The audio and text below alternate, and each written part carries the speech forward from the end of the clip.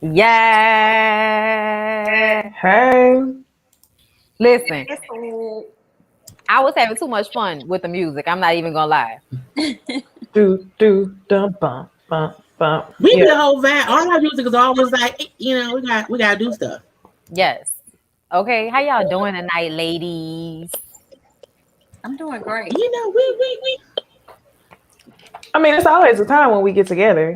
It is. it's It's Kiki. Thursday. It's Thursday. I'm drinking.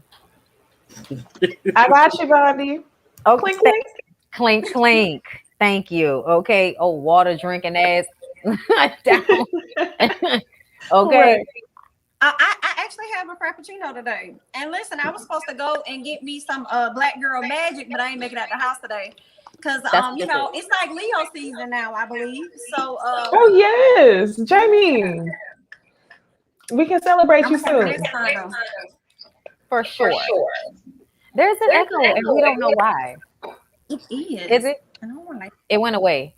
I think sometimes me? it's just a thing. I think that's like one of the things, like the clicks, where it's just something that's happening technically and not necessarily one of us all the time. So yeah, They want to blame me, and then they me this time. I'm always down to blame StreamYard because they be messing up. And scream. Yeah. Can y'all hear that? Am I good? you're good. Okay, I got a new mic, and I'm like, please don't. I don't want to mess nothing up. You know, anytime you bring something new into the mix, I just be. It be like, Child, It be a little shaky. let me turn my volume down a little bit. I'm hearing the echo though. Is it there? It wasn't there. Jamie, you got your earpods on? Me? No, Maybe ma'am. see if your earpods, put your earpods in and see if it may go away. Okay, let's Because maybe because the thing is doing both though. Okay. See, this is what happens with panels, come to y'all on time. Sometimes we got to make sure we can hear each other and y'all get to see the behind the scenes, in front of the scenes, on the scenes. Period. Okay. Yes. Can Thank you, y'all the hear real me Camille. clearly? Is the volume Yes. loud enough? Everybody's good now, Yeah. right? Yeah. Okay, I'm gonna slow down on the wine because things are getting blurry. Okay, so here's the stitch. I have 3 Mary fuck kills for you guys tonight.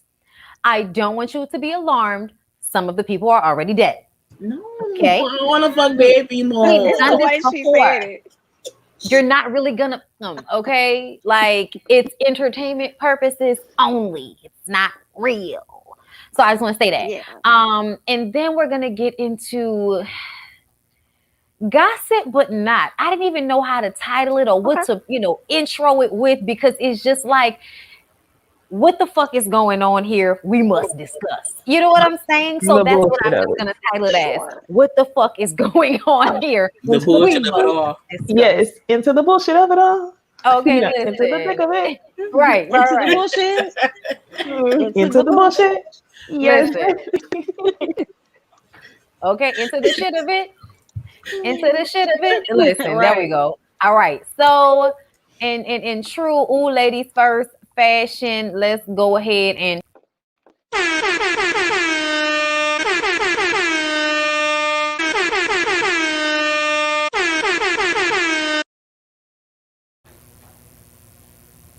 okay. Nigga, I am a Cash Money CD cover. Nigga, okay, let's go. First things first. Bow. Okay, fat rappers, run it. Notorious B.I.G., the heaviest of heavy D's, and Rick Ross. Okay, now I'm gonna go ahead and let you guys go, and you tell me what you think. You know what? I would marry Heavy D because I felt like he was a nice guy. So I would marry Heavy D, and he was fucking with Regine on Living Single. So I feel like that could be who he is. And they always say he was a really nice person before he died. So I'm marrying him because I can do that forever. I will fuck Biggie because Biggie pulled Faith and Lil Kim, and who knows who else. I think he also fucked with Charlie Boston. I think he put a lot of bad bitches or whatever. So I feel like he had good dick. And I would kill Rick Ross because I don't like Rick Ross. I like his music, but something about Rick Ross is aggravating to me, and I don't know what it is, and I don't like him enough to put my finger on it. So he can die. He's a perpetrator. I feel Jami on that for sure. See, I would marry Heavy D too. I always like Heavy D. I think he has a great personality and all. I hope you guys can hear me. But yes, I would marry Heavy D. When it comes to Rick Ross, I feel Jami because I do not like him at all. But I would smash him because I believe Heavy D lost weight and Rick Ross also has lost weight. And then when it comes to Biggie, I would have to kill him because I don't think he would necessarily be able to really see me. So I would have to kill him. He wouldn't be right for me. Bang, bang. For me, I would marry Rick Ross. And I feel like, hold on. Why is she always making these dangerous decisions? I would marry Rick Ross. I feel like Rick Ross, I love the way that he just like wines and dines the women that he's with when he's with them. And I also would see the benefit in getting my mango habanero Wingstop for life. So I would marry Rick Ross, smash Biggie, and then Heavy D could go. Heavy D before you. Yeah, he's before me. Time. So okay. He's before me in like, I mean, of course Biggie is too, but he's not This is so problematic. Not these problematic. No, please. I feel like Biggie is admirized, you know, so I could definitely see the smashing that. I know more about him, but Heavy D, he could go. So you said Rick Ross, he wines and dines. Was that before or after he put the Molly in her drink and she didn't even know it? Jami, I knew you. I was hoping that somebody was not going to say it. I mean, Rick Ross said it. He said it in a song. It definitely was problematic. It was. It definitely was. And he do lean. Don't he do lean? Don't he do double cups? I got to do with anything. Maybe not. I don't know. I just wonder. I'm like, he do double cups. Biggie smoke weed. I don't know what drug Heavy D did, but everybody smoke weed like everybody else. Yeah, if he drank lean, he wouldn't be able to shrink his belly like he has been. So, I think he stopped because he almost died like Wayne did. You're right. Probably that seizure. I think it was the same year. You're right. But little boosty, it's okay. So, we've had enough. I'm gonna go ahead and say that I would marry Heavy D because I love me some Heavy D. Like Heavy D, Necey, if you don't know, like just go and look up some of his performances on YouTube from back in the day. Specifically because as a big dude, he used to be jumping around the stage with such agility, like it didn't even really make sense. Yeah. So, this was at the time when you had to compete with Hammer. And before Biggie really came in, Heavy D was huge. And then like right as gangster rap became bigger, Heavy D kind of like ushered off, but he did songs with Toll and them first. Like, he was doing a lot of those things for just to give people like a little precursor. He had a song, I Want Your Body, the Big Daddy song, The Way You Touch Me. That was the shit back in the day. Be my baby, slowly. Heaven hold me. We so old. I'm happy. These like, who is these people? What did y'all talk about? I don't know this. No, I know his face. I do know his face. I can't recall any songs. I'm sure if I heard the songs, I would know them. Yeah, but I don't have that. That's fine. I just wanted to give a precursor. I just wanted to let you know in case you didn't know, because there's some people who are your age who also don't know. So I just kind of wanted to give the education right quick who Heavy D is. Okay, we appreciate it. So y'all check him out. For that reason, I would fuck Biggie because like Biggie was fucking the piss out of Lil Kim on that interlude. Okay, what she said, you pickle juice drinking, okay, hot wing eating, like that shit was so fucking funny. And then you could hear that they fucking up the bed and shit because he fat, because like fat niggas fuck up the bed. Like you gotta have a real strong bed when you fucking with a fat nigga because they will break your shit. I know this because at one point Lyric broke a bed. Okay, so anyway, it was for the best, but it happened. Okay, it was for the best. It happened. Okay, that didn't stop us from fucking, but the bed broke. Just saying.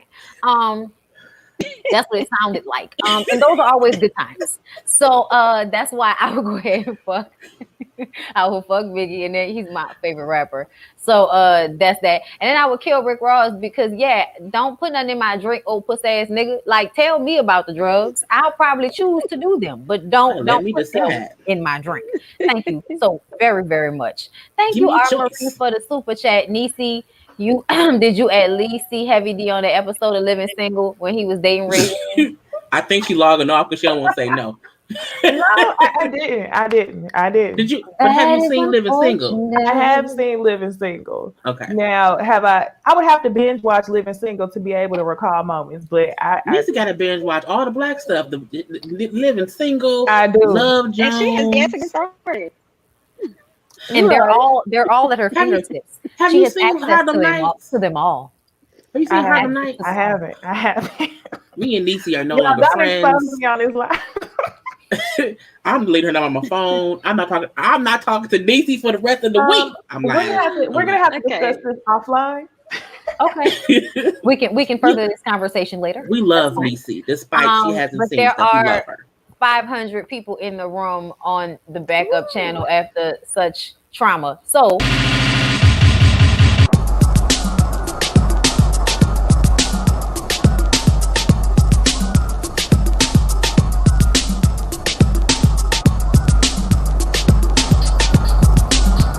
yeah, that's right. You know what to do.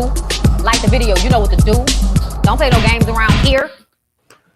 I ain't gonna try to sing on it. You know we dancing behind the scenes. Yeah. And I got on still gigging. Okay. I got on my loose leggings today. I was like, I'm not about to twerk on this camera. I'm twerking in the chair. Don't do it, but do it. Don't do it, friends. Don't do it. I'm gonna tell you this though. We're gonna be playing that at least 2 more times before we get to the end of this video. What you say, Jami? Now I was thinking about that TikTok. Don't do it, girl. I'm not gonna do it. I did it. That's what I was thinking about. I did it. Thank you so much, Urbit and Company. Bondy here to support no matter what channel. So proud of you. Support New Orleans no matter what. Okay, A-Bear and Company. Got you. Love all you ladies. Love you all. Avis, thank you so much. I appreciate that. I was wondering. I was like Herba, but I was like, out here that's A-Bear. So I was trying to like make the distinction of how I wanted to pronounce that. But let's go ahead and move on, you guys. Okay, more Marry Fuck Kill to come. And here we are. This is like, and I know, but it's like I needed people who had a growl in their face for no fucking reason. Okay. Because it started off with Tracy here. It started off with this version of them, like this, Yeah. Okay. Yeah, these versions of them. Like I want everybody these versions of them. Okay. Yeah, I want to go first with this one because this is hard. Damn. Okay, so I'm going to marry Ice Cube because that's just how these things have to happen, and I'm gonna fuck Ice-T, and I'm saying that because I feel like Ice-T's light-skinnedness means he has something to prove. And DMX came off to me like he didn't really care about you. It wasn't about you. He might be good at it sometimes, but then other times he don't really care about you. So, with that being said. See, I would marry, and this is strictly based on them then. We have no idea what happens later on in life. I would marry Ice-T because I loved Ice-T in a movie called, I think it was called it was a movie with him in the woods being stalked by white people and he had to kill them all. I think it was called Trespass or something like that, but I loved him in that and also loved him in New York City. So I would marry Ice-T because back then he seemed like my type of dude. I would fuck DMX because something about him at that time was very fuckable. Like DMX in his prime was like hood dude who like would come through with the hood mechanic, fix the car, go to a nice restaurant, and then go back to the crib, drink a little Alizé or whatever, some hypnotic, and then have a good time with weed. So Alizé. I would definitely. That's how old I am. So I would definitely, fuck DMX. I would kill Ice Cube because I've never been attracted to him. I think he's a cool person, but I've never looked at him and said, you know what, I want to fuck him. I've never said that in my life. So I'll kill Cube. Interesting. I would marry Ice Cube. I always thought he was so handsome. I would definitely marry Ice Cube. And he seemed like a family guy, then and now. When it comes to Ice-T, no, he gonna have to die. But I would definitely smash DMX. It's something about his energy that makes me think he know what he doing. And then don't he got a lot of kids? So I feel like he had to know what he was doing anyway. So I would definitely smash him. He was 10 kids, at least 10 kids. You said exactly what I was gonna say, Jamie. Exactly what I was gonna say. And now, since just last week, we seen a picture of Ice-T, baby girl, looking just like him. Listen, and I was gonna say Ice Cube make make beautiful kids, and I didn't want to do that because that's not. So I just She's a beautiful girl. It was just she didn't look like her daddy. Yeah, it's like you your daddy. I think she looks weird. I think the little girl only looks weird when Coco's holding her and she's 8. No, I'm not saying the little girl. I'm not saying she looks weird. I'm saying when she talking about your daddy's daughter. She is. That's her dad. Ain't nothing wrong with that. I just want Coco stop holding her. She's too tall. Bondy over there with her alabaster on. I just girl. Or maybe it's Tina. Yes, I can't.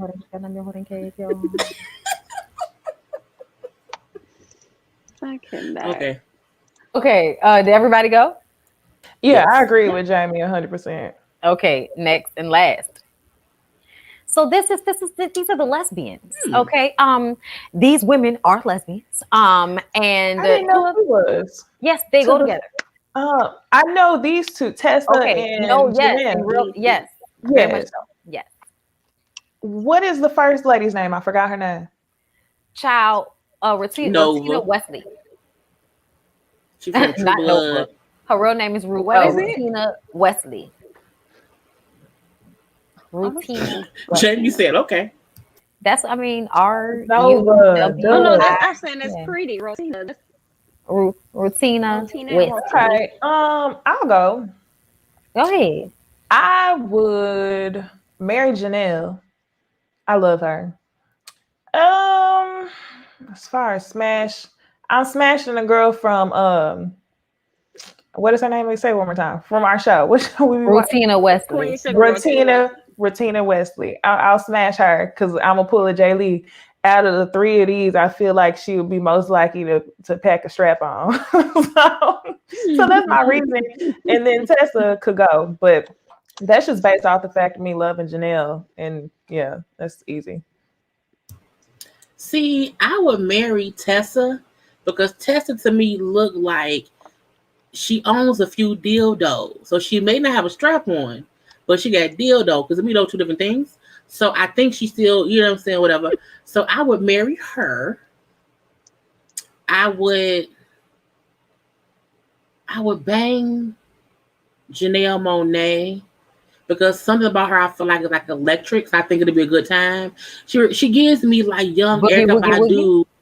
Yeah, like it's like young Erykah Badu, but like, younger time. No, Erykah was a little bit older.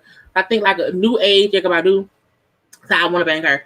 I would kill Rutina only because that's the last option. But I would, if I could fuck her before I killed her, I would do that too. But I would marry Janelle. Okay. I would marry her because I think we probably could be besties at the same time. So I think she's gorgeous. When it comes to Tessa, I would probably smash Tessa because I've seen Tessa call. I don't even know if she go with Janelle no more because I saw her out here in the streets with some other dude and another girl. So I'm like, she probably gonna bring a man, and that's fine with me. And then I don't know much about Rutina, so I would have to go ahead and kill her.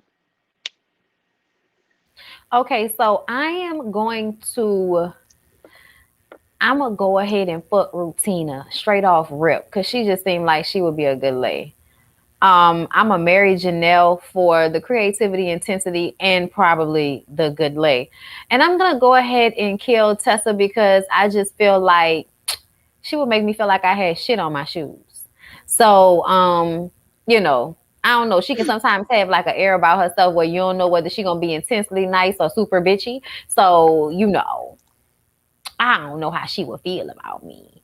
So there is that. But yes, you guys, that's all the Marry Fuck Kill I have for us tonight. Okay. So we're moving on, and we're going to move on with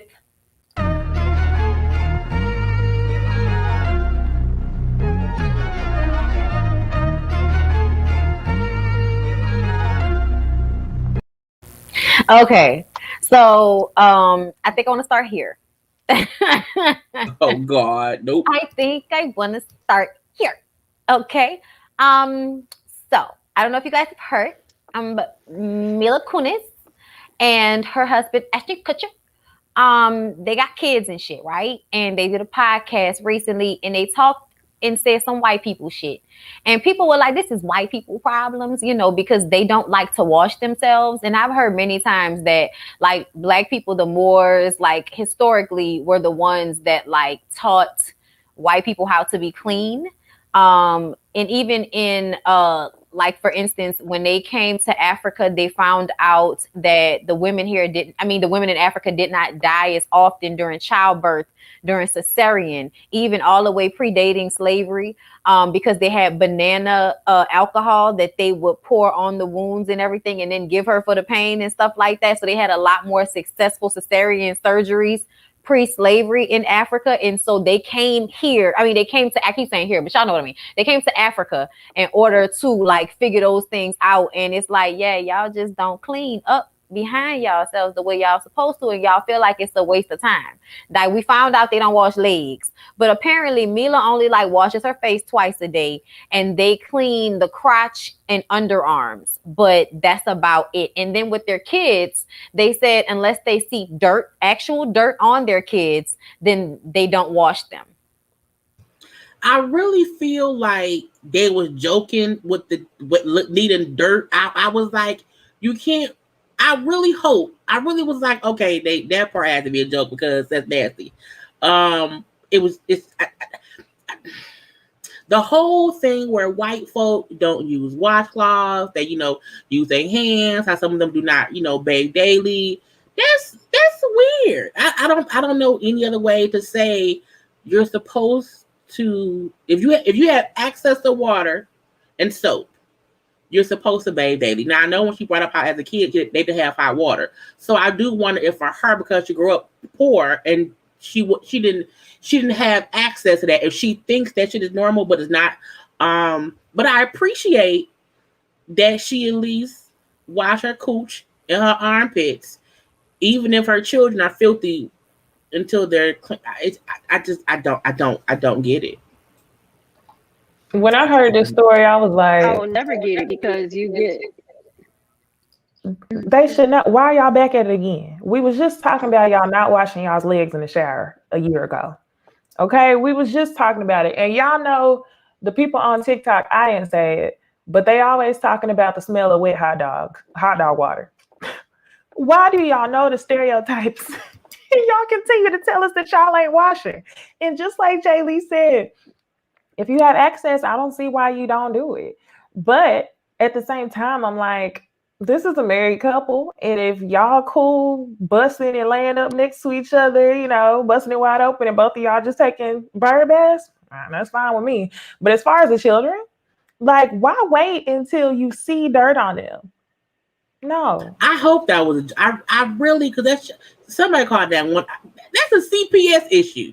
If you wait for the kids, see, yes, if you wait for the kids to see physical dirt, unless your kids get dirty daily. Now, I don't get why people say shit that can get their kids taken away for like neglect and I'm confused. But well, they're privileged. What's really the likelihood of that? What's really funny is they say, "Oh my gosh, you don't wash your hair every day? Oh my gosh." I wash my hair often. I'm thinking about the smell. Like I'm like, you go so often and you only wash, like your body's still gonna stink. Whether you just wash your armpits or just your cootie twat, like I mean, you still gonna stink. I had a person I used to work with, and he used to have the whole like right side of the office like fucked up, and people would just operate normally. I'm like, bro, y'all don't like smell that? Like, you gotta know, bro, ain't washing his ass. And I refuse to believe this Caucasian man has another religion where he just supposed to go and not wash his ass. Like, it's not a great smell. It's very terrible.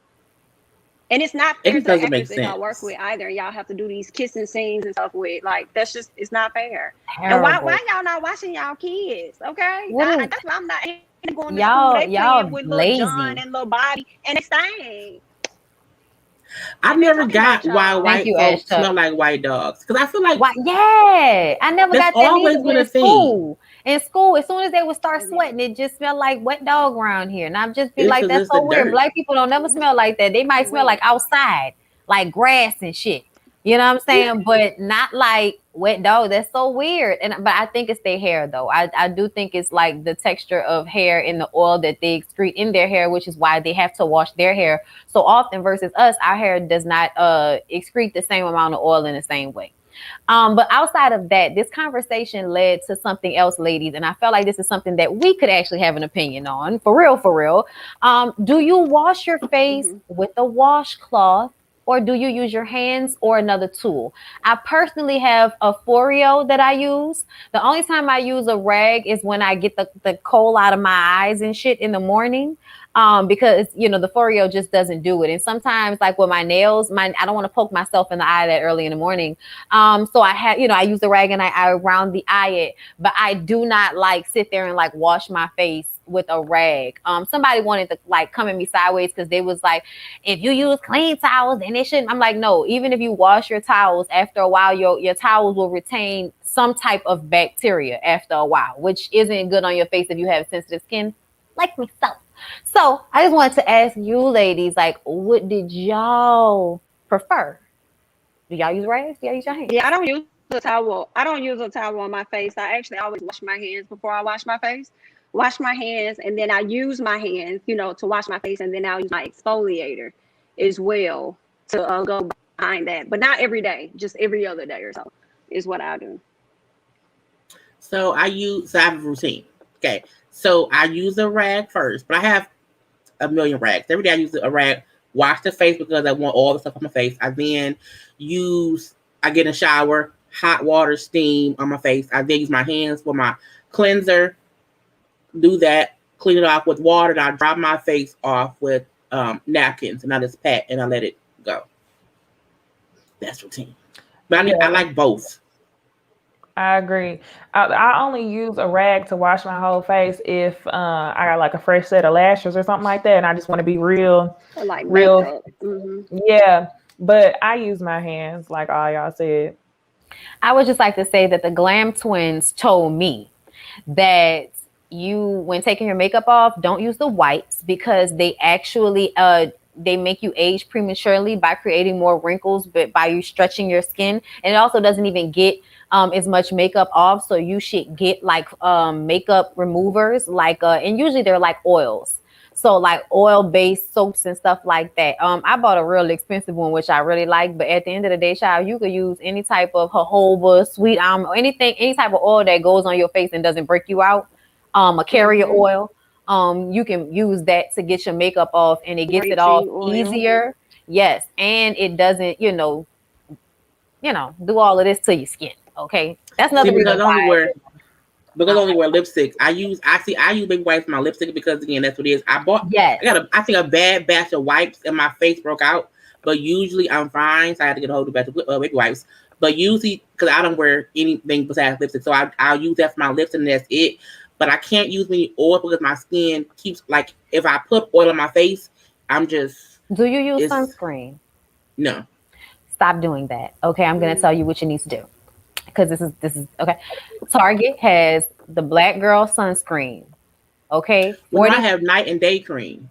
Because I use all It Works products. I have like It Works face wash. I have night cream. I have day cream.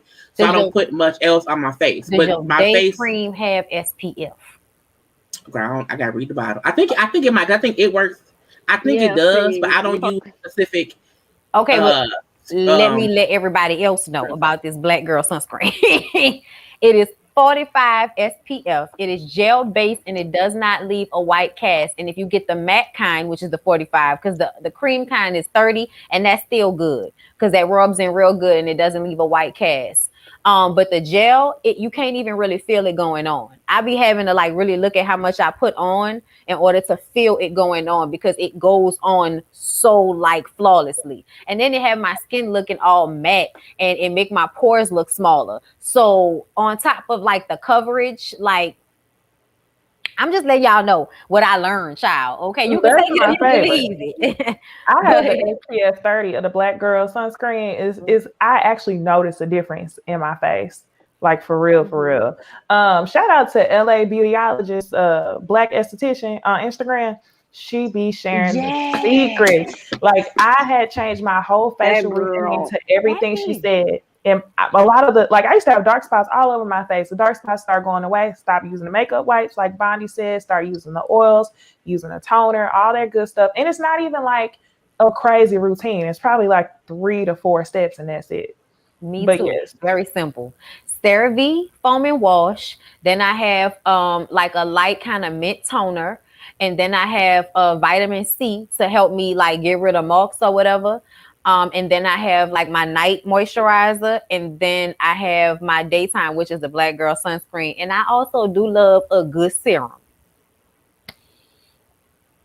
So, you know, but anyway, I just wanted to share that because I feel like that is valuable information. Because some people, when they wanted to argue me down about this rag situation, I was just like, ma'am, you don't have to argue with me about it. You can stay, because I said, do what you want to do, ma'am. But I think people gotta realize, I think everyone had to find what works for them. So like they may not like rag, but like I think it's weird when somebody has their own routine and they want to force them. I'm like, if you don't like it, like no, I mean them wanting what you. I think they should be like, that's what Bondy do. We can't fuck with her about what she do because it's like right. Y'all do y'all let her do her. It was the form.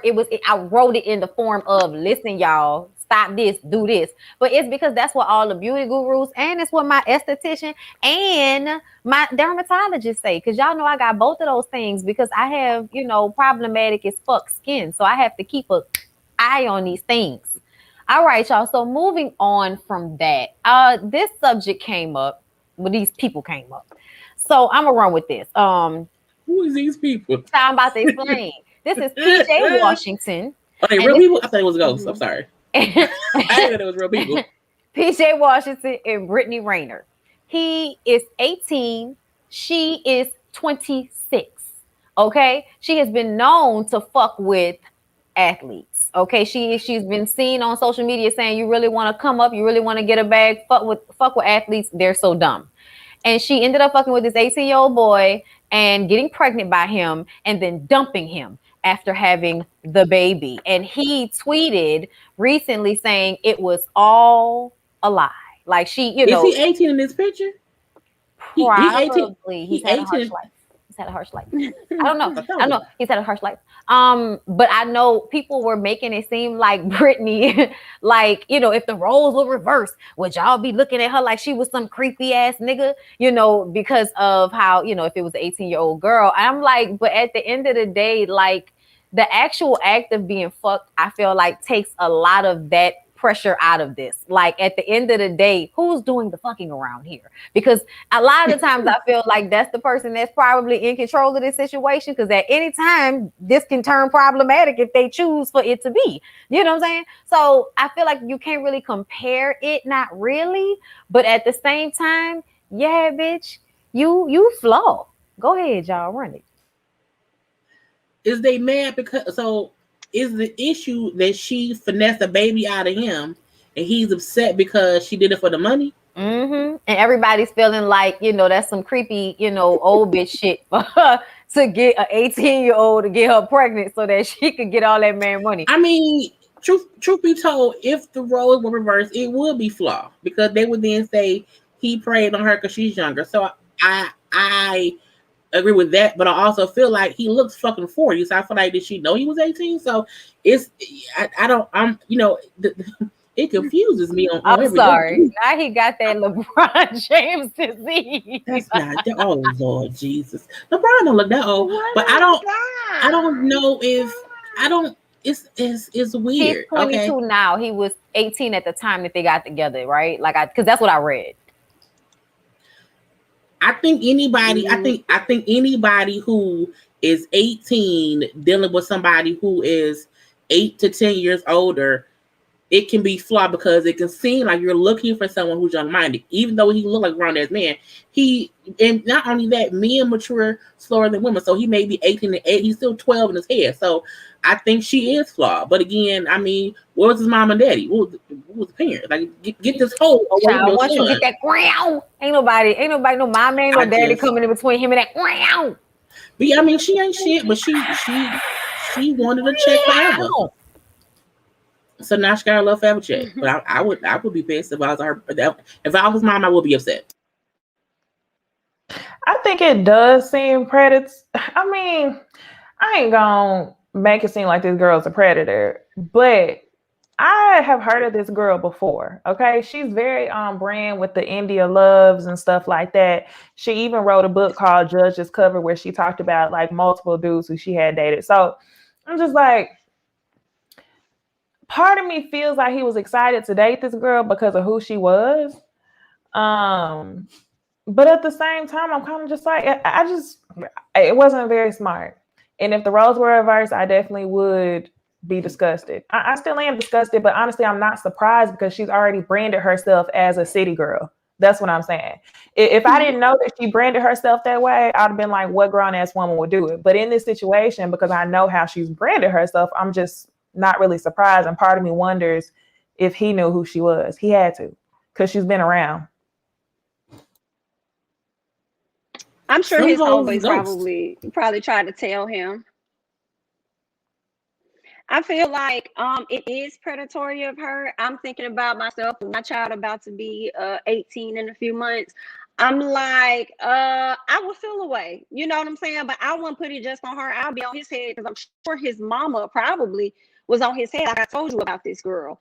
Now, for me, it don't even have to be the roles being reversed to see that she's flawed as hell, because you have women that still prey on men that's in their 30s or whatever, that's in the industry of basketball or just being an athlete in general that got a lot of money. They prey on them, and you know, musical artists, wealthy men, they prey on them. So at the end of the day, I think she was definitely flawed for this, but I also put some accountability on him, talking about it was all fake. I'm sure your homeboys have been trying to tell you. I'm sure. And you just fell for the okie doke. So good luck. Agree. That nigga got Corinne Steffens. All right. Let's move on to last of gossip. And then there's one more thing that I want to discuss. I didn't even do the little gossip thing. I'm sorry, y'all. Let's do it now.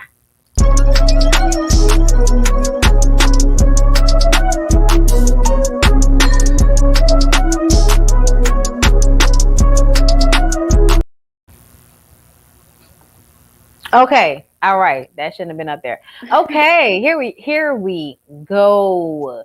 So the baby is in a lot of hot water. And someone threw a shoe at him. So I thought I'd reenact that here with the graphic. Yes, I did it. I'm definitely this petty. So yes, the baby brought Tory Lanez out on stage, and then he also went out on stage and screamed to everybody about how if they did not have a STD that would kill them in the next 2 to 3 weeks, such as HIV or AIDS, to raise their hands and, you know, or put their phones up. You know what I'm saying? So it was problematic. And then he was like, you know, if you're not in the parking lot getting, you know, knowledge, education, dome, lettuce from another man, you know, put your lights us up. And I was just kind of like, but sir, why is that on the forefront of your mind? Okay. And of course, all of the problematic rappers, including Boosie and Clifford, had to come to his defense. I actually appreciated one of the problematic R&B stars, Chris Brown, saying, how about you just get on stage, do your thing, thank everybody, and get the fuck off. Okay? Be quiet. You don't need to do all this talking. It's too much talking going on. Okay. Chris Brown has learned. He just get up there and do his thing, and then he go on back to the house and do some drugs, allegedly. Based off the way his face looked and the fact that he is black and still in his early 30s. Seems like a hard life he's lived. But the baby is losing all over the place. He got dropped from a concert series, on top of the fact that he got dropped from Boho clothing line. He had like a jacket, a nice jersey jacket on there, and they pulled that shit so quick, child, as fast as they pulled my YouTube channel. It was unfortunate. we have the Joker stages. I cannot. What, too soon? Yeah. We joking? Yeah. We joking now? No? Let me know. You should have Okay. had a backup channel too. I hope he got a backup plan. I know Should have had that another account. I know he's really mad that he done messed up her MF bag though. Because I know she thought she was on one. Because we was just talking about her last week. She ended up getting pregnant by him, or they created a baby together. And echo. I know she probably upset because I'm sure that probably definitely slowed down the amount of money that she saw in her future. I feel like the baby is stupid. I think this is the part for me. I get freedom of speech. I get that. But it was what he connected and that rant that made it specific to people who are gay. You didn't just say, if you paid your rent this month, put your phone up. If you suck dick, put your phone up. If you got a red shoe, you connected. You said HIV and AIDS to men, not women, just men sucking dick. And DJ then said, because some of y'all suspects. So it wasn't just the one thing you said. You connected shit that it was a message. And I think, his non-apology, his hard-hearted apology, it's like the fact that you didn't know to one, either shut the fuck up and wait. Because the one thing I like that T.I. said before was, with him and Scandal, he waited 3 days because some stuff would die out in the day. So if you don't respond too quick, you won't put more fuel on the fire. The baby issue was he kept saying shit that was more and more stupid by the hour. You kept like, it don't make no fucking sense, bro. So that was my issue with him. And with T.I. and Boosie, it's dumb and dumber with the three of them. I don't get it. And the baby really feel like he didn't do shit wrong. And to me, that's even worse because the fact that you can't hear why we're saying you connected things and made it seem as if you were talking about gay people, then you're a fucking idiot and you don't deserve to be on content. Because if you can't respect that you said something wrong, then you should not be celebrated in this atmosphere. I think it's given very much self-hate. I agree. I think so too. He didn't make it any better by then saying F you to the brands and companies that drop folks because of it. Agreed. It don't even matter. I didn't understand that. I didn't like how he tried to drag the. I thought he tried to drag the companies because afterwards, but you went ahead and worked with them. So don't try and drag them now and make it seem like they're an issue or something. When you already knew they had those issues pre-existing, but you still chose to work with them, so you look like a dumber fool. I thought he was trying to be smart. I said, okay, he think he's smart. He gonna say, don't try to use black folk to sell your stuff if you don't get our culture. Meaning, I don't get the gay people culture. So, but it's a difference between you not knowing something and us telling you said something offensive and you're doubling down on it. So it's a difference. Mm-hmm. Like Nike or whoever don't need to know about me to sell their shoe, as long as they're not disrespecting me. I don't need you to know my whole lineage, but you need to know that you have to respect me regardless. And in the fact that you offending people who have had diseases, you're offending people who might like to suck dick in parking lots. My thing is, look, sex outside is fun. Why are you down in dick sucking in parking lots? I'm like, many people, as many females over the years who have been groups who have sucked dick whatever for y'all, miss me with the bullshit. T.I. and Tiny be fucking hoes all across the planet. In fucking airport, it's like miss me with the bullshit.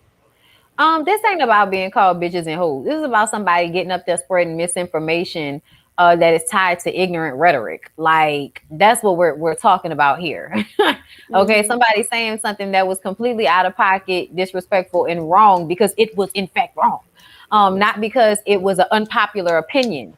That's another thing. Like, it's 2021. People don't die in 2 to 3 weeks because they got HIV or AIDS. They're called antiretrovirals, and people take all types of medications now to prevent them from spreading it, from having symptoms, from catching it now. Like if you with a partner who has it and you don't want to catch it, you take a medication so that you don't contract it, as well as they're taking medication to lessen their whatever the count is that they have, because I don't want to say the wrong thing. But yeah, I just, because I can't be educated on everything, y'all. But I can do a little bit of something about a lot of shit. And I just kind of feel like this is all wrong. I've said many times that African American women were the ones who got HIV and AIDS the most. So whoever this statement was for, I don't know who he thought it was for, but it was problematic because what if I was in the audience having a good time and then you mentioned that and that made me think about my mama that died in the damn, early 2000s from HIV or AIDS. That's not what I wanted to feel in that moment. That's not what we came into this concert for. I could feel like, let's get fucked up. I could feel like, let's do drugs. Let's jump in a mosh pit, nigga. I could feel like I want to push people extra hard. Fine. But feeling like you want to talk about the deaths of millions of people as if they're dirty trash or something like that deserve that outcome. Like, that's a problem. I wanted to say T cells, but I wasn't sure if I was saying the right thing. Thank you. But yeah, I just feel like it's an ignorant thing to say, and with misinformation killing so many people, how about we not? That's all. How about we not? I just feel like with those individuals, if that is the case, they have HIV, AIDS, whatever it is they have going on, they put their money with everything that they got going on to be at this concert, to have a great time. And you just pretty much up that experience for them. The other issue I had was we are still in a pandemic. So it's a lot of things you could have said instead of bringing that up. So that lets us know where your mind's at and what you probably got going on within your environment. Because it could have been, oh, are you glad to be alive, making it through the pandemic? People could have praised that. The other thing I did not like that the baby did was the lackluster apology that he gave. It was an apology for me that was like, let's say, you probably dealing with an F boy and he did something to you and you went and you said something about it and it was like, let me throw this apology out here just to get you to shut up. Like, my bad, I ain't do that. It's all good. Like, let's move on.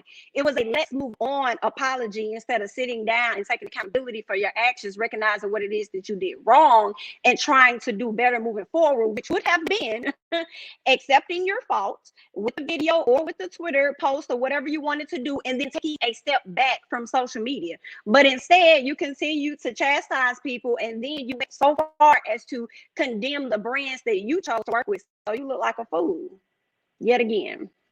And you would think that T.I. would sit there and eat his food. He never had before. He never had. I couldn't even listen.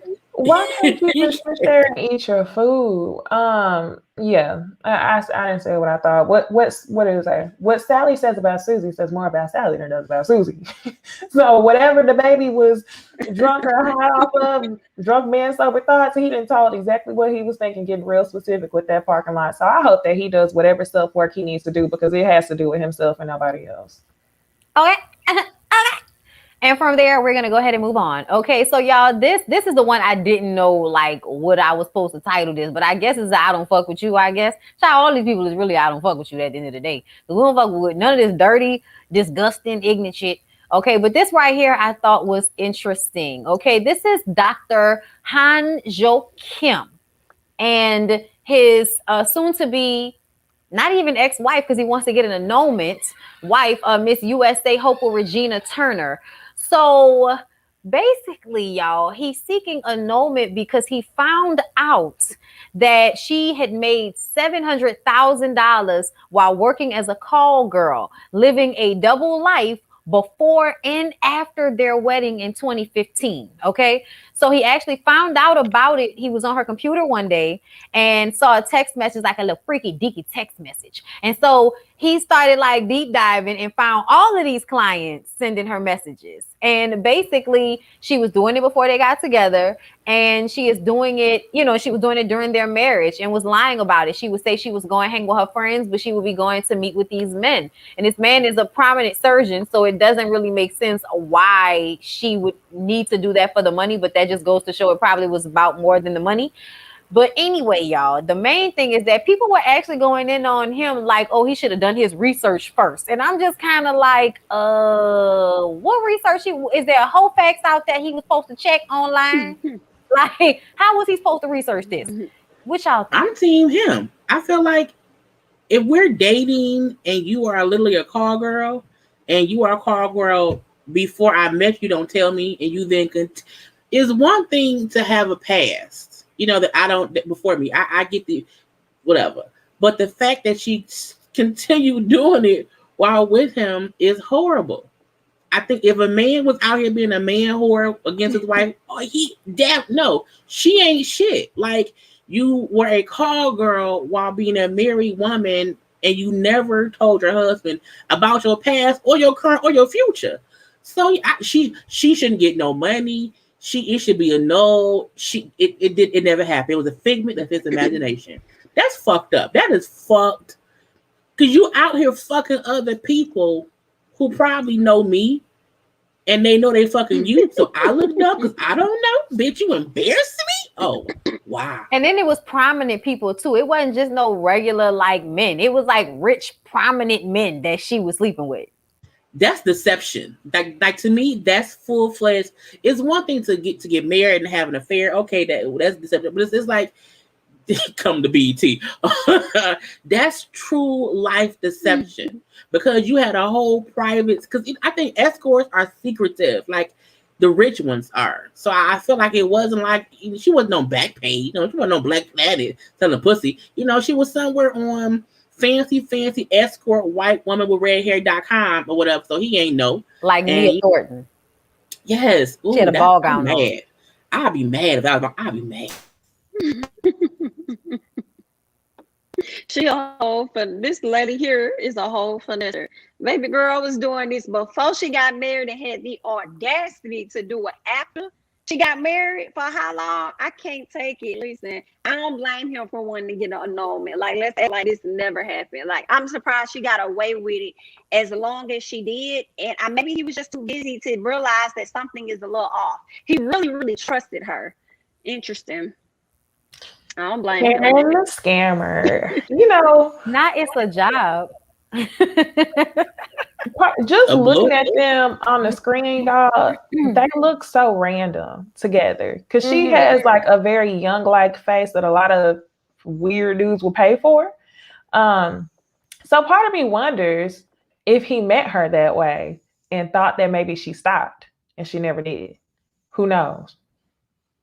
Because like, where did you even meet her? They don't look like they go together. Where did he meet her at? Could have met her at the hospital.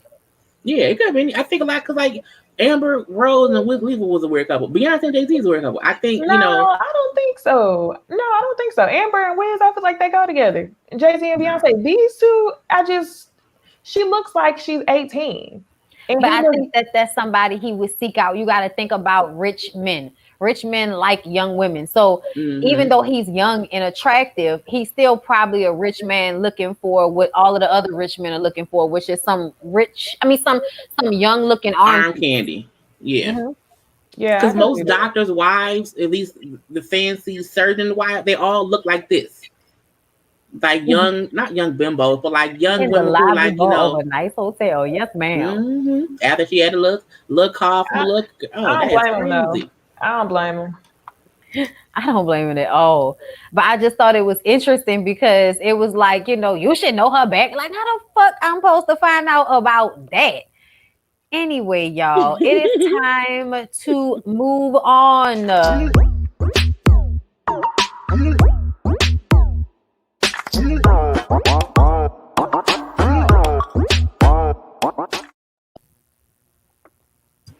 We're gonna change that song because that's somebody else's theme song. We're gonna let that go. I forgot. We gotta change that. We're gonna make sure to keep stuff. I'm gonna take that out separate.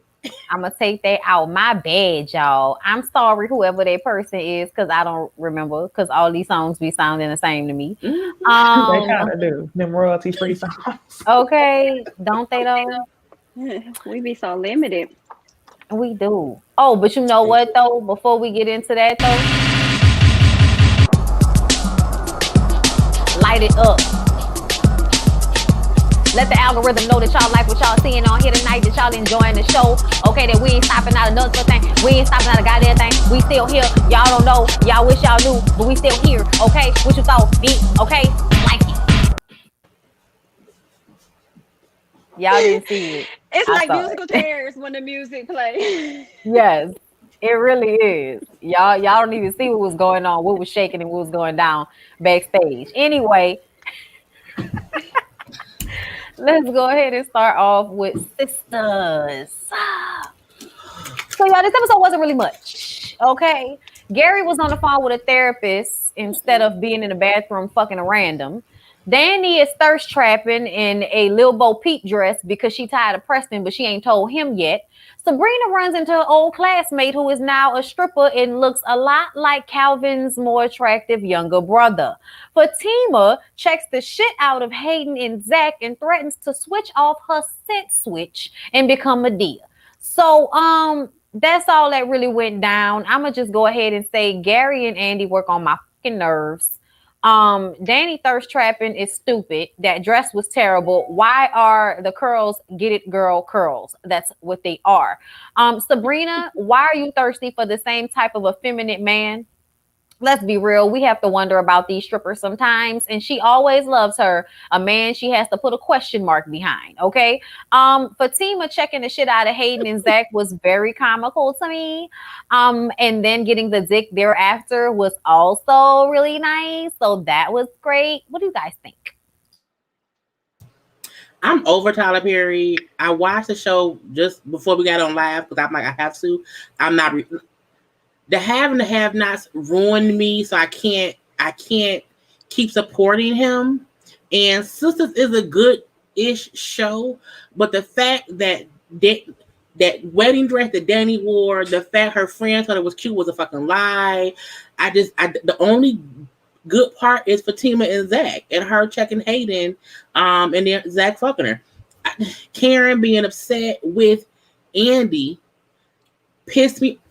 Karen, to me, is the worst kind of friend because she feels entitled to run your life because she thinks she know better than you. I feel like she wasn't even pissed that old girl was suing her. She was pissed that something happened and Andy didn't tell her. Bitch, I don't owe you my life details, okay? You don't pay my bills. You don't fuck me. Leave me alone. So it aggravated me that she was more upset about the details in the subpoena of what happened and her not knowing than she was about being sued. Because that shit not really being sued. Karen Karen needs some good dick. Because nobody getting good dick is that upset. People who are that aggravated is not getting good dick. You have to get good dick. I hate it. I hate Tyler Perry too. So I'm just over the show. My number one issue was I didn't realize that Danny was trying to thirst trap because, like y'all said, the dress looked a damn mess. But what I was upset about is why didn't y'all have her take off her Apple Watch? She had that Apple Watch on underneath the sleeve of that lace dress, and it wasn't cute. I was like, y'all should have had her. Yeah, Yep, when she was at dinner, she had the pink Apple Watch, and part of me wonders, like, I be getting the vibes that they email them and say, hey, dress up for dinner. They dress at home, do everything at home, and come straight to set. Because I don't know why they would have left that on. It just seemed real life. And yes, Sabrina. When I seen that dude, I immediately was like, he looks like a male stripper. And he was. I'm like, why? I just never been the type to like super, super pretty dudes. And y'all know that, obviously. But I was just like, why is this going on? Fatima and Hayden, that was cool. But I don't even know why Hayden really came back in the story. It was just like, do something different. And then with Karen, like you said, Jay Lee, I think she needs some good peeing in her life. I was low-key confused because whenever she first broke out the letter, I thought she was going to say, like, we all being sued. But then she said, you're being sued with an attitude. I'm like, dude, what's she so pressed for? So She said that they were listed at the Right. bottom of it as co-conspirators. right, but they're not being sued, right? Mm-hmm. Still, I think that in some way makes them liable, But it's especially like because if Parrot the has a business. but that's the dumb part. Like if your Mm. husband was cheating on you with her, I have nothing to do with that. Was between Andy and your husband. I didn't fuck your husband. You're not fucking me. And Also, Andy, oh no, no, no. Oh, I know what it was. It was because Andy didn't tell them that Gary's ex-wife had shot him and yes, kidnapped her. And yes. so she was like, "Bitch, you really gonna marry this nigga? And you didn't tell us about this. And this is another situation where you almost died because of him. Mm-hmm. Like, bitch, really? Like, I was right. Like that. I think that's what it was. You're right, because she Yeah. did say that. She said you didn't want to tell us that basically you was wrong for marrying him. Something along those lines. You're right. Andy, dumb as hell. Why would you go to that restaurant trying to kill two birds with one stone? Knowing this man asked you where he was going. Then the other thing, you know good and well you heard this man moaning and groaning on the phone. And as soon as you opened up the door and he said therapist, you said, okay, baby. Girl, bye. It's Tyler Perry. It's Tyler Perry. It's just nothing makes And sense. Danny, I hated her outfit. I hated her hair. I was like, why is she having on this wedding dress? Everybody calling it a thirst trap. Never. When it comes to Sabrina, I'm so tired of them making her character dumber and dumber, in my opinion. Like this, and I hate how the scenes aren't necessarily going anywhere. It's like we sit in the know. Well, what are you doing? Well, why are you here? Like, I'm so tired of that for like 5 minutes. Like, let's move it along, please. Like, let's get to the point. Andy, I am so tired of her gullibleness. Like, it is killing me. She doesn't want to see Gary for who he is. And whatever happens to Andy, she deserves it. Fatima, always here for Fatima and Zach. I like how she snapped on both of them, but I was like, but you can't get rid of Zach though. Like, you get rid of him, but you can't get rid of Zach. So I was glad Zach stayed behind and sat on the sofa. And you know, I'm always here for Fatima and Zach. Who else is it? Karen. I think she is mad about what Bonnie said as far as Andy withholding information, but I also feel like she's just not happy in general with what's going on with her, and she's spewing it out on everybody, and I don't like that. And that's really it. That's all I got for sisters. That's perfectly fine. We're moving on to the next show that was boring. Love and Hip Hop Atlanta. What the fuck? Wait. Nope. No? I can't listen. I was really here for it in the beginning. I was, but now what episode is this? Is it episode 4? I'm done Yes. with Yandy. You done with Yandy? I'm tired of Yandy's storyline. Yeah, Child. It's like Yandy's show. But it's just Andy and the Mendici, Yandy, and it was the whole episode. It was like them for like a whole thing. How do I say this? No one gives a fuck about Yandy that much to make her such a big part of a show in a city she don't really live in. The fact that Mendici, to put my water over here, the fact that I want to knock it over, the fact that Mendici was in their house drinking out of a kid's cup, they don't live there. No grown man who has fancy dishes and drink out of a kid's cup. You have real cups at home. I feel like, no. They bought a whole, he would drink out of an orange sippy cup. Don't know grown. Y'all have fancy dishes for the food and your husband. Girl, I'm telling you, niggas will grab the first thing they see. I promise. They don't live there. No, Mendici's and Yandy is at a fucking Airbnb. That ain't their house. That's what Infinity was gonna put in that tell-all book. They not living there for real. Child, I was trying to figure out what the fuck she was worried about because I'm like, what Infinity gonna tell us? What is she gonna tell us? That's the thing. No one cares about Yandy unless it's on Love and Hip Hop New York. Them bringing her to Atlanta, to me, has ruined the franchise because, again, she not Atlanta. She not country at all. She don't bring no flavor. Her wigs are dry. They up here in them leather ass coats in Timberlands. It's team too much. The fact that the episode has so much about Yandy and Mendici's and Infinity, I was like, I'm fucking bored. It took me 2.5 hours to watch that one episode because I kept having, I'm like, bitch, is it over yet? No, it's not over. Like, where's Bambi? Where's Scrappy? Where's Sierra? Where's Carly? Where the fuck is Carly? Give me Carly Red. Give me what we watched Atlanta for. We watched Atlanta for Atlanta cast. And we wanted to Yandy, we would have watched New York. And we don't bring her over here. So on top of Yandy and Mendeecees in this situation with Infinity, which we're all tired of talking about, okay? Rashida and her sister Boobie. Now, I felt like the sister Boobie is on bullshit and everything they said about it is true. Like, once she started crying at the end of the scene, we didn't close the restaurant, put this little shindig together for you, free dinner and all of that. All the times we didn't gave you money and everything. You gonna come in here and cry and act like, because you love your friends more than you love me, because they don't depend on me, bitch. That's why. Okay, they don't ask me for nothing. They problematic, and I just have to sit over here and not say nothing to eat my food. That's all I have to do. I don't have to give them any money. So I think that Rashida is problematic and always is problematic, and now her and Kirk refuse to let go of their position on this show. So instead of leaving and making money off their other business ventures, they're gonna come back on this show with Kirk and a bang and make it about her whining ass leeching sister. Child, go to bed. I don't think we have it. Do we have anything? That's what I was thinking. All quiet on the Western Front. That's funny. Child, okay. And then Safari leaving his child for dead, and then acting like he was unbothered, but then tweeting about it all fucking week. I mean, to me, you left the baby for dead. The baby could have been on the floor. No, I laughed because it's my niece and nephew or something like fall. It is funny. Like, I laughed, but you still supposed to like. I laugh, but I'm still gonna hurry up and pick you up and be like, oh. To me, it was funny. It was. I love kids. I love kids. I think because I think this is how I saw it. I saw them talking, baby playing, playing. And then when she fell, it was the fact that her arm was in it. I'm like, oh, her arm. So it was funny. But once I'm like, oh, she okay? She was crying. I felt like him. She fine. Like. But once I realized, okay, she's okay, she's just crying, I'm like, it wasn't as if it was I'm in pain, I'm broken, I'm whatever cry.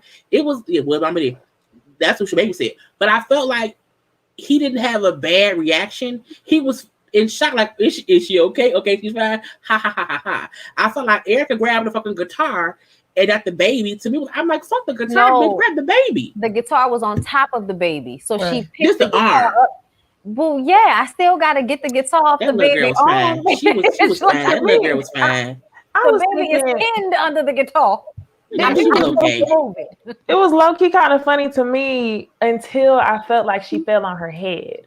It was funny because I saw and then like the tears were delayed. That's what's funny to me whenever babies fall, because when they first fall, you see that shock. It's like, boom, I hurt myself. Then they start crying. So that's what I thought was funny. But keep in mind, Erica had just told him that he was going to be having a boy. And Erica was closest to that baby. So he was probably expecting Erica to pick her up first. Erica was closer. So, I mean, even though it's proven he's childish, I mean, in that situation, I ain't going to hold it. I felt both of them, right? I felt Safari when he laughed, but I kind of felt Erica a little bit because although that child was closest, Erica's face was here. Safari had his whole vision was towards Erica, so he would see what's going on with the child before Erica did. So I would have expected him to probably grab her before she actually fell. But I also think some of Safari's shock came about because he said she don't do this when she in the studio with me. I guess he probably actually watches her a bit more, so he was kind of like shocked, like, well, what you doing over here? So because he said, why you put her down? And I felt my thing was, why is the baby in the studio? Because it's so much that the baby can either break, or like we see she got into something that wasn't a toy. So I do think kids sometimes are like, oh, it's fun, I'm running around, run. So he did say that. So I do agree, Jamie. He felt like, well, you put it down, it's your fault. It's like, no, I don't think it was either anyone's fault. Either baby's fall and get hurt all the goddamn time. It's looking like, to me, it wasn't a big deal because she gonna fall again in a day or two. I'm gonna just say this. Go ahead, Necey. I feel like Erica was low-key using it as a test because, like, I feel Erica was closest to the baby first. So when the baby fell, I feel like she was testing him, like, is he gonna react or not? And when he didn't, she was like, this is just a vision of the future. I'm gonna have to take care of my babies when they hurt. And it's like that, it's just build up. Oh, I disagree because I feel like I saw the moment in milliseconds. I don't know. But because she all big and pregnant, when she bent down to pick the guitar up, it was taking her longer to bend back down to get the baby. Cause like you could tell she's like doing this, picking up the guitar, and he's just standing there with his hands up, and the baby then rolled over and the baby's screaming. So she's trying to put the guitar down, and he's still standing there, and he still has not went to grab the baby yet. When I was watching it, I felt like, nigga, pick the baby up. Like, I feel like he was taking too long. I was still laughing. I don't care. You can laugh. I don't even care about that. But pick the baby up. And to me, it was just like, and him then, well, she's a little girl. And to me, I feel like as a father, there should be more of a protective, like, like just automatic thing. If I saw a fucking baby fall, y'all, a baby hit their head, even if I do laugh, I'm gonna go run to like pick the baby up or console it. You okay? Like, I'm not gonna just stand there and laugh like, fuck you, you're a 1-year-old little girl. Get your little bitch ass up off the floor. Like, what the fuck? I don't think it was that bad. He was like, the elevator broke me. I thought the guitar broke her fall. I think she was like grabbing at the guitar, and the guitar fell on top of her arm. So when Erica picks up and she falls backwards. So the guitar is on the arm. Erica goes to pick it up and then sit it down. And then Safari is still standing there this whole time. And the baby then rolled over, and she's screaming and screaming. And he just looking like, the baby be okay. He was nonchalant about it after the fact. I feel like initially he was shocked, but I feel like after that, it was like, I'm going to just be nonchalant and an asshole about it. And I think that made it worse because everybody can say what they want to say, but Erica's still pregnant. Like, Erica's still very much big and pregnant right now. And she shouldn't have had to bend down to pick up anything. Like, I don't expect to have to bend down and pick up a motherfucking thing when I'm pregnant. Like, if my man is standing right there, there is no reason. There is no reason I should ever have to bend down for anything. I think Erica know who she married, and this be my thing with Erica and Safari.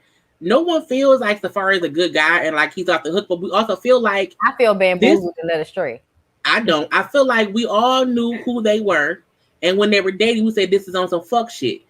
And now I feel like y'all both Safari and Erica are laying in the bed they made for each other or for themselves. So, and I also feel like babies fall all the time. Thank God she was okay. So I'm like, I feel like people made a big deal about it. I'm looking like, I wasn't just that. Safari bitch ass on social media running his mouth every day about how, y'all talking all this shit to me. If you don't care, why are you constantly responding, talking about I wasn't in Jamaica, I was with her and the baby. Then why was her baby with the mama? Like, make it all make sense. To me, Eric and Safari are just a VH1 version of Contessa and Scott. They both fucked up individuals in fucked situations. Yes, it's the VH1 version. It's like it's both of them have done fucked up shit, and at one point or the other, we dislike them both for their actions. I thought you was gonna say they was Baby Kirk and Rashida, because I definitely see Safari, if they stay together, Safari impregnating another bitch on the horizon. No, what I mean is both Safari and Erica. I think they both do fucked up shit. No, I think they both do. Was Contessa and Scott? They both we will try to blame who's to blame. Is it Scott? Is it Contessa? Where Erica and Safari, we like, okay, on Tuesday, because Erica said this, we don't like her and she's full of shit. But on Wednesday, Safari would say some bullshit. It's the same thing where they both do fucked up shit to where we question, okay, in this bad marriage, who's more at fault? Is it the husband or the wife? I feel like they both are. So I can't be like, okay, he's bad because he laughs, because I laugh too. And she, because she's pregnant, we should be more sympathetic. You need to leave him because you see he isn't a good parent to your kids. So I can't feel bad that you know he did not help you at all with the baby in the beginning. You said it. So why are you shocked that he did not help you now? So why am I mad when you know what he won't do? So why should I be like, he ain't shit, but you know that? Because he ain't shit. That's why. Something like, but she know that. So if you know he ain't, because he ain't no help. He a bad father. We know this. I'm looking like now he ain't gonna help me a bad father. God damn. Just throw it out there then. I don't even want to talk about this shit no more. Let's move on. Let's go ahead and move to Love After Lockup, y'all. So Love After Lockup. Let me see if I can remember what the fuck happened on Love After Lockup last week. So Brittany and Ray. First of all, Brittany, your wigs, but never mind. So Ray is supposed to be coming to stay with her. Thank you so much, love. Is there tequila in it? No. Okay, that's okay. That's fine. I don't need any alcohol. Thank you. I'll eat it later. So I'm sorry, you guys. Brittany and Ray. He's getting out of the halfway house and coming to stay with her, and her parents don't know, and he doesn't know that her parents don't know. And I just kind of feel like her saying that she was happy that he was going to have to be on solitary confinement, like have to be in the house all day, was insane to me. I was like, so you want a nigga with no job? Okay. I felt like her self-esteem was that low that she got to have somebody with her all the time. He got to be at the house all the time like that, right? I'm like, so you setting yourself up for failure because you're going to get used to him being inside. But when he goes outside, then you're going to be shook up. And as a side note, I love the grandma. I love how she pulled up. I love it. I want more of her because the grandma is everything. And she the real nigga, period. I didn't mind her wanting him home only if she wants him home for just those 2 months. Because after that, you need to go somewhere. Like, be at home, fuck on him a little bit. But, like, say, I'm happy I have this short time with him. But I don't like she made it seem as if he stay home forever, I'm like, I don't mind short time, everyday time for, like, the 2 months. But I who wouldn't mind? I don't want to be, no, go to work. Leave the house. Go somewhere. But I do think it's smart for them to spend time together because they'll break up sooner. I think they're still together. So. I think they're still together. The only reason being is because in the confessional, I feel like they have a confessional together and he's gained weight and he looks more healthy. Like when he first get out, he's super skinny. So that's why I think they still together just based on the edits. She fattened him up. Mm-hmm. Yeah, I think that's what she did because he looks more, healthy. But him on IG. Yeah, I need to find them too. I feel like it's always a situation where, well, I'm going to say 50-50. The person on the outside is crazier than the person inside. And I'm with the grandma. What is so wrong with you that you got to go to prison and go looking for a mate? So, yeah, Brittany, I feel like solitary confinement definitely should have been in his mama's house. And you could have made visits over there and snuck over to his damn house and did whatever you needed to do. But nah. Sure ain't how dick. Okay. Jami, did you have anything to add to that sad story? I went first. You did? Okay, I'm sorry. I've been drinking. So then let's move on to Anissa and Jeff next. So y'all, Anissa went to get some clothes and thought she was going to get some dick. Okay, she wanted it real bad. But to no avail.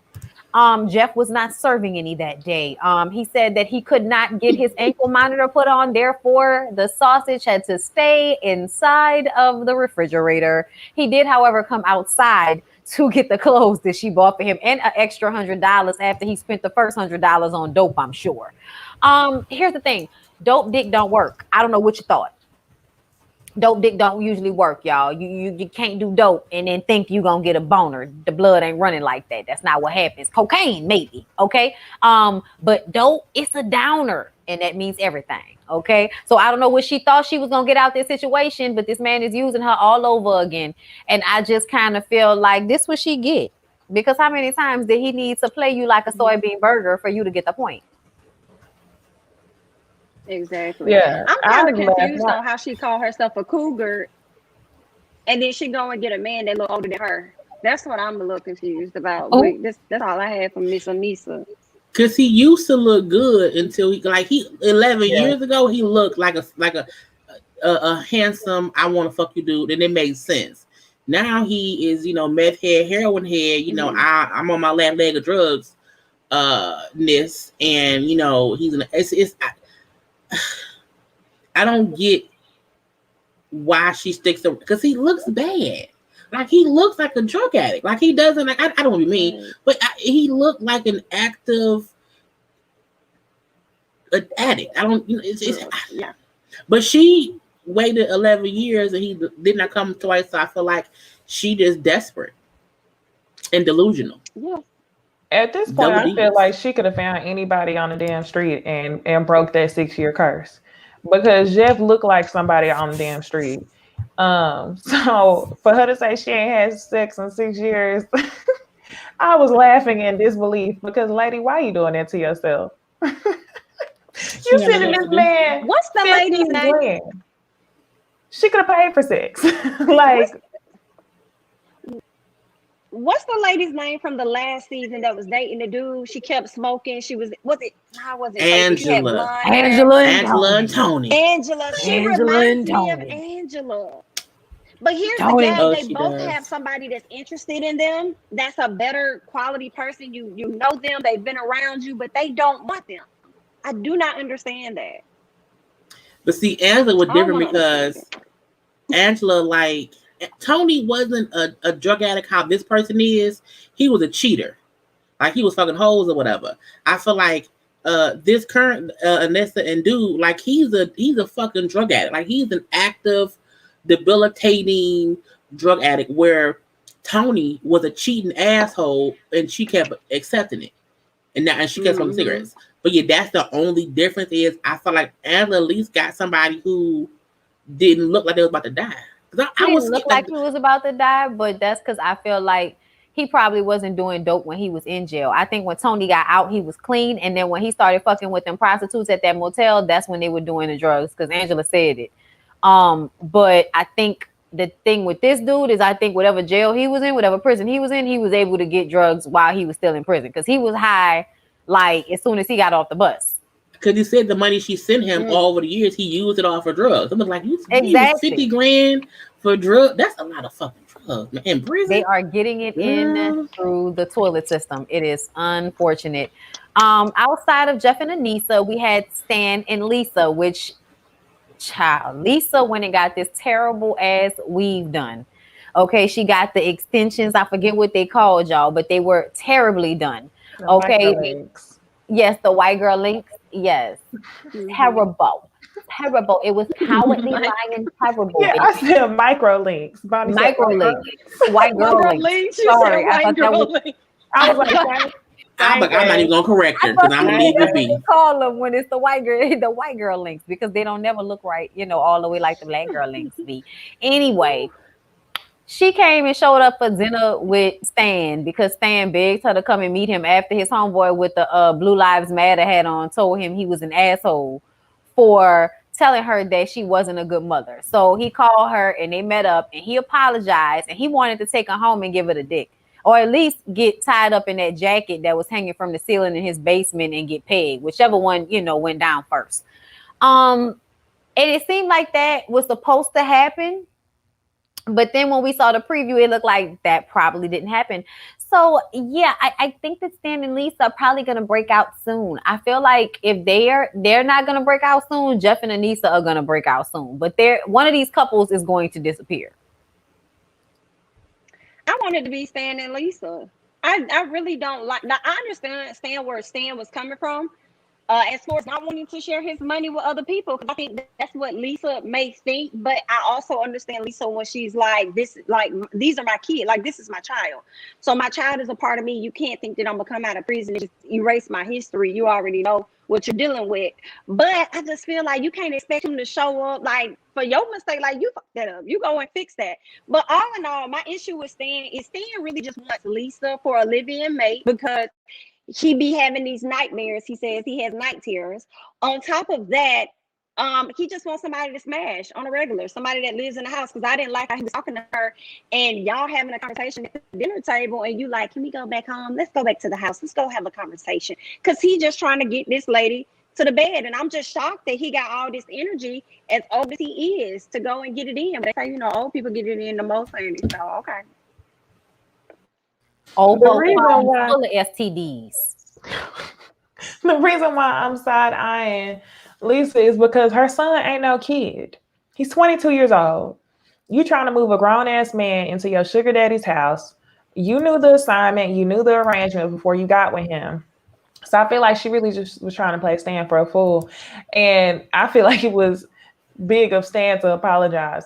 I mean, honestly, you don't want to make her feel like she's a bad mom, but at the same time, like, Stan is telling her, I ain't no fool. I'm a sugar daddy and your boyfriend. So I was just like, is what it is.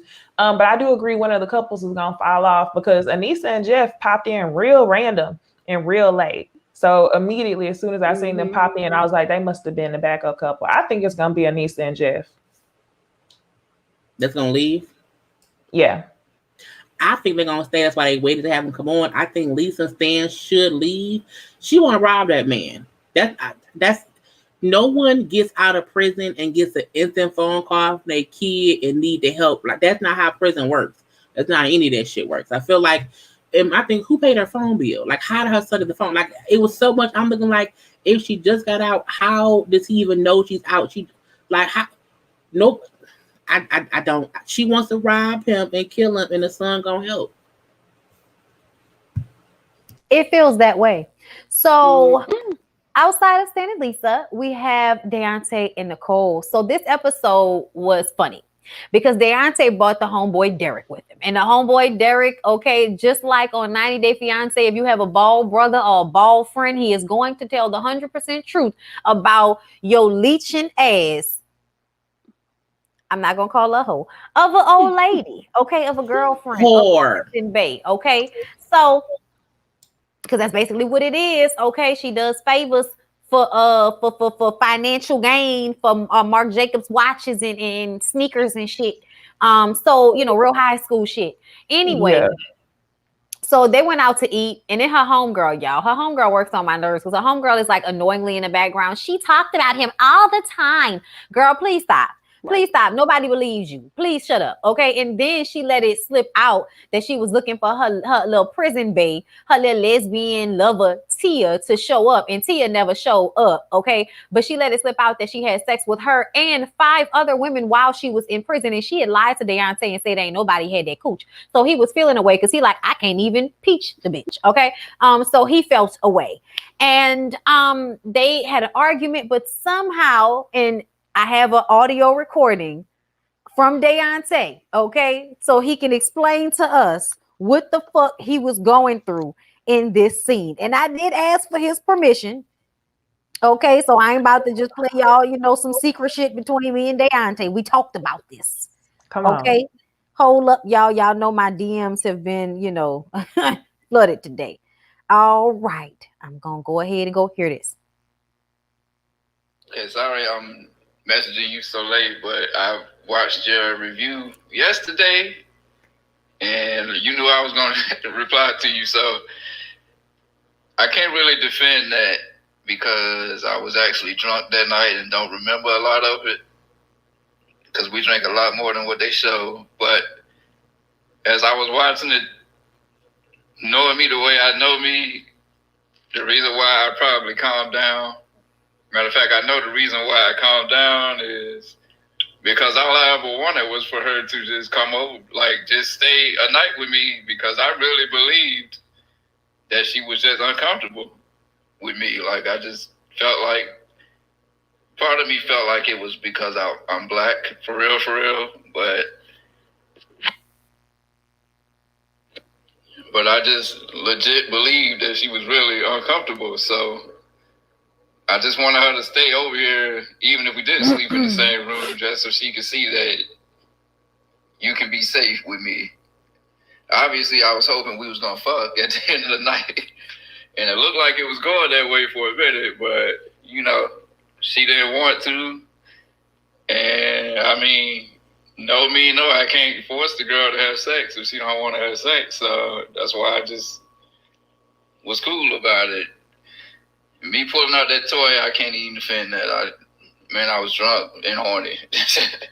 That's all I can say. But sorry for sending you like voice messages so late. It's just I couldn't explain all that in one message, so that's why I'm doing it this way. I won't keep bothering you every week though, because I don't want to be aggravated.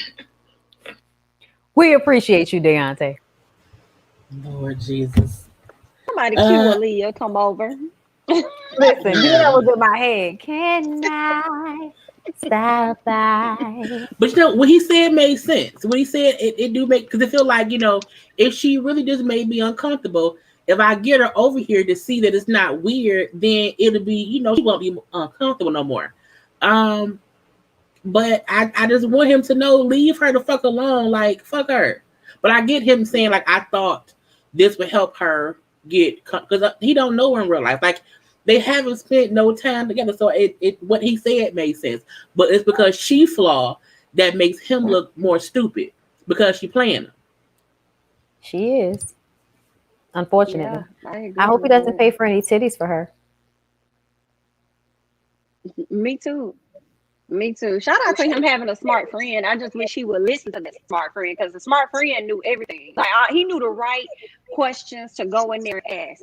And her dumb ass just gave him everything he wanted to know. Everything. She just confirmed y'all. So but then be trying to act like she's trying to hold him down and shit. I love him. Bitch, shut up. Maybe they both were super drunk, because I don't see why she would have told on herself like that. She literally was looking around. She didn't strap me. That bitch ate my pussy. I'm looking like, yes. And just from the that bitch ain't never da. Like, Deontay, I promise you, it's not because you black. It's because you're a man. And I think she likes black men. No, I think she don't like men. And on top of that, I think she's also feeling right. Oh, well, we haven't seen the ex, Zach. We haven't seen him. But I also feel like she's using it as leverage, because she knows that's the one thing he wants the most. So she's trying to get some more Victoria's Secret pink sweatsuits. Basically. I'm rocking back and forth because my camera keep going out. So I want to be sure when I'm moving that I'm not frozen. Don't think I'm crazy. I'm doing it because my camera keeps like spinning. Beyonce at the basketball game. Yeah, I'm like, if I can see myself, okay, I'm not frozen. All right, y'all. Okay, so and lastly, we got Doug and Rachel. So Doug and Rachel went to see his dad. First of all, they weren't supposed to do that. He called his probation officer, but she did not answer the phone. So he left a message about where he would be and then decided to go ahead and leave. Rachel doesn't understand why he can't just follow the damn rules. Okay, they're easy rules. Why can't you just fucking follow them? I'm like, but girl, you got with a man that has been in prison his entire adult life. Obviously, he does not like to follow rules. Hello. But anyway, so they go and visit the parents. The mama won't even come outside until he called the sister a bitch. That's when I noticed that mama come outside the door. They blurred her face, but she came outside when he called his sister with the purple hair a bitch, because she said that the other sister who had Dougie, the little boy, she treated him badly. And to me, I feel like she was telling the 100% truth. I know people thought that Lil Dougie was being disrespectful, but I feel like Lil Dougie is being raised by assholes. So I don't know why anybody is surprised. He's a 12-year-old boy. I was also glad that Rachel was there to comfort him, because I feel like that bitch was trying to embarrass him in front of everybody. And this is a moment where we're all having a good time. Why are you taking this moment to embarrass this little boy? And Doug, be honest. This is not about your sister caring for your son or wanting the best for him. You feel guilty that you left him with another fucked up person. And instead of dealing with that, you want to get irate and mad and curse your other sister out for telling the truth about how this bitch with these beady little eyes abused your son when she was in his care. And the fact that she never asked for him back after sending him off to stay with a fucking stranger, that should let you know right there she ain't give a fuck about your son. Talking about he was giving her a hard time. Like, he's a little boy whose mom is on drugs and dad is locked up in jail. Like, the fuck you think he's supposed to do?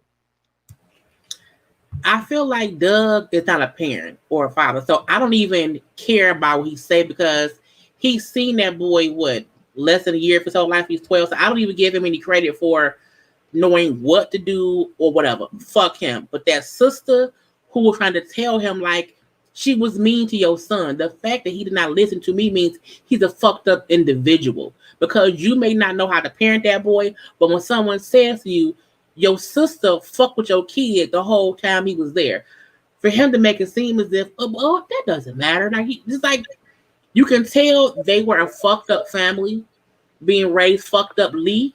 And then thank God, Lil Dougie is now with Rachel, because Rachel was the one who he ran to, who was consoling him while his daddy saying fuck his auntie. The other auntie wanted to expose his. Who knows what that boy went through? And I don't like the fact that only Rachel and the purple haired sister cared to protect Lil Doug, because her thing was she fucked with him. She tortured him, and we don't know what that means. But again, who knows what he wrote that he don't want being said on air? He's 12 years old. This is a nationally syndicated, popular ass television show. So for Doug to want to read that and have that shown makes, again, he's a fucked up individual. And I feel like Rachel look at him and realize he's fucked up. Leave him. It was crazy.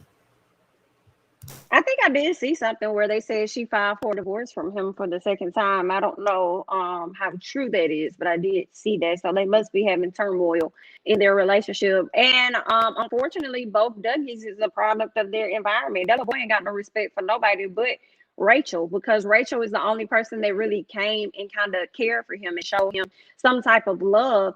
And I don't like how Doug handled his sister, because if your other sister just sat up there and told you that your child wrote letters about his life at the time, and then somebody else comes and tell you that, oh, she was treating your son bad, like those two things, put those two things together to know that something was going on and something was happening.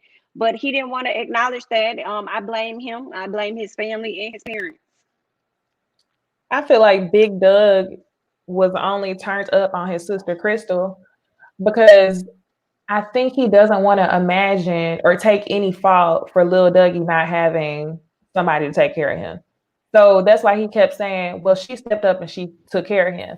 He doesn't want to think anything beyond that, because anything beyond that would be like, okay, it's my fault because I'm supposed to take care of him. So I feel like he didn't even want to go there. He immediately was just like, I don't care. She's taking care of him. He got a roof over his head.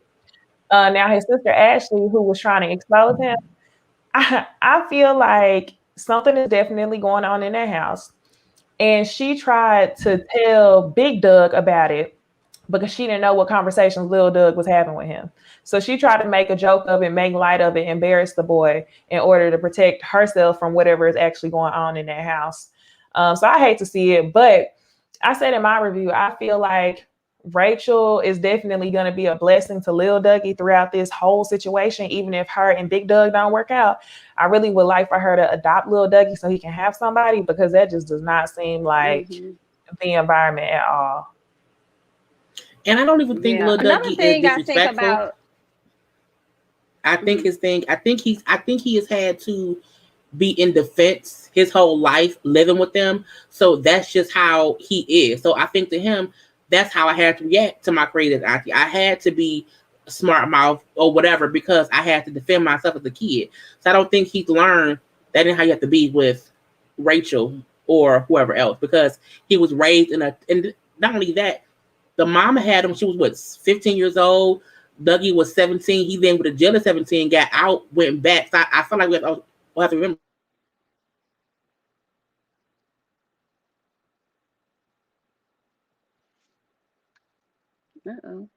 Oh, girl, I thought it was me. What's that? I thought it was me. You're gonna give her okay. That's why I keep rocking, because I'm like, if I ain't rocking, it mean I'm frozen. Am I frozen again? No. Okay. But yeah, I just feel like they all, like, I think Doug and the mama was also kids who didn't raise the boy. So I think it's just fucked up all around. Because I think even though Doug's a fucked up person, he had a kid at 16, went to prison for years. He hasn't had any real world experience. He's a 17-year-old kid in a 20-whatever-year-old body. Yeah, and probably feels like he did a lot as a dad, even though he didn't, but probably feels like he's done a decent job, considering the fact that her family couldn't take Dougie in, but he is dead. He may feel like he got some credit off that or something, which he don't. That is hilarious. Thanks so much for your abandonment. Like the fuck. Anyway, you guys. So I did not get a thumbnail for Put a Ring on It. I didn't see one. It's probably because I'm just not looking deep enough. I don't know if we made one. Are we talking about Put a Ring on It? I feel like that was on our list, y'all. Oh yeah. I think it was a good episode. Yeah, it's in there. Okay, what is it under, child? Help Put a me. ring on it. No, oh no. I mean, is it not in one of the folders? It's in a TV show box. Or is it? Yeah, I think that's it. PAR.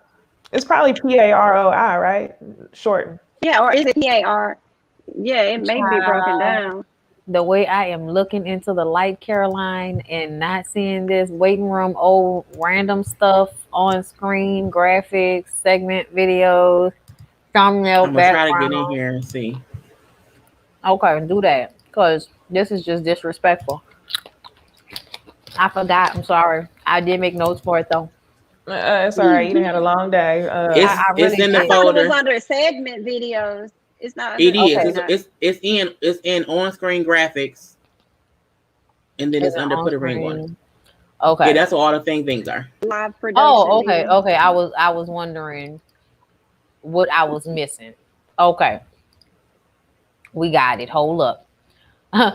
Hold up. Wait a minute.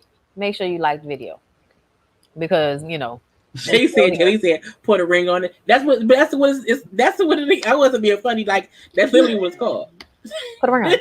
No, but I was looking at the folder, so I didn't know. You know, and like then he gonna say, "I'm in. like, that's what it literally. That's literally was the name of it." I was reading the comments. Yes, my main channel did get deleted, y'all. That's why we're over here. All right, y'all pray for me. I'm trying to get it back, but YouTube hasn't hit me up yet.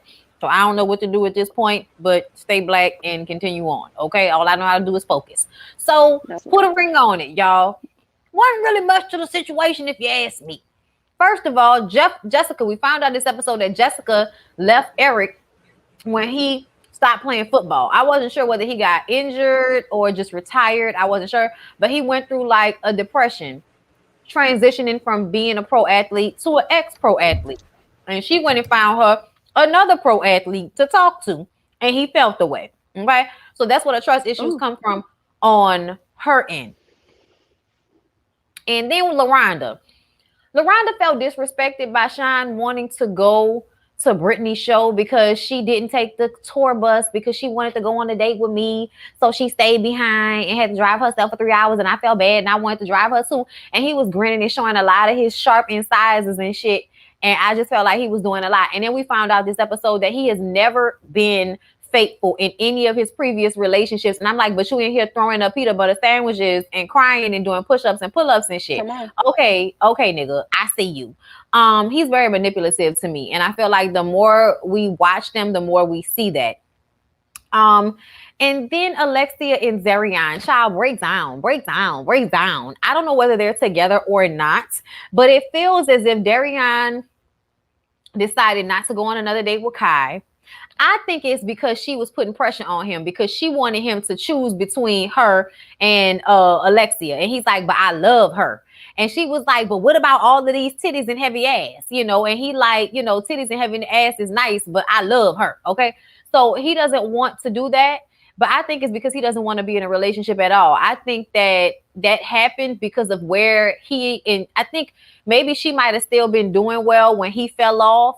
And so he needed her in some way. And then as time went on, that relationship just kind of disintegrated, but nobody's doing anything about it. They're just, you know, doing the same old thing over and over again, going through this cycle of arguing, her suspecting him leaving, doing whatever fuck you want to do, and then coming back, and then them fucking and making up and acting like it's cool, and so forth and so on. But she said she wasn't going on a date with him this week when Dr. Nicole suggested that instead of them going on dates with other people. He tried to blame him not going on a date with Kai on Alexia not wanting him to.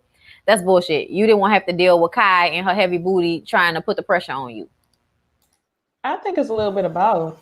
I think that first it was Kai putting the pressure. That's one thing. I always feel like whenever you whenever you sign up for this show, these people have to understand you literally are the help until the end of the process. It just is what it is. You dating somebody else's man. Kai just thought she was gonna be able to swoop in, and she didn't.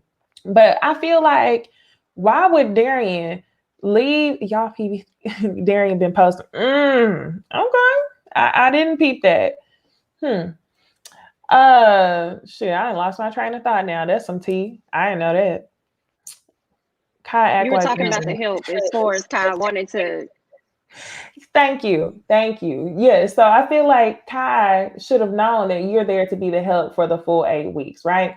But I honestly do believe that Lex was putting the pressure on Darian to make a decision. Oh, that's what I was saying. Why would Darian leave his comfortable relationship with Lex, where he can pretty much do whatever he want to do, to leave Lex and then have to go put in work in a brand new relationship? That's what I was trying to get across. Y'all go ahead. Darian fucking Kai. I think that's why she wants him to choose.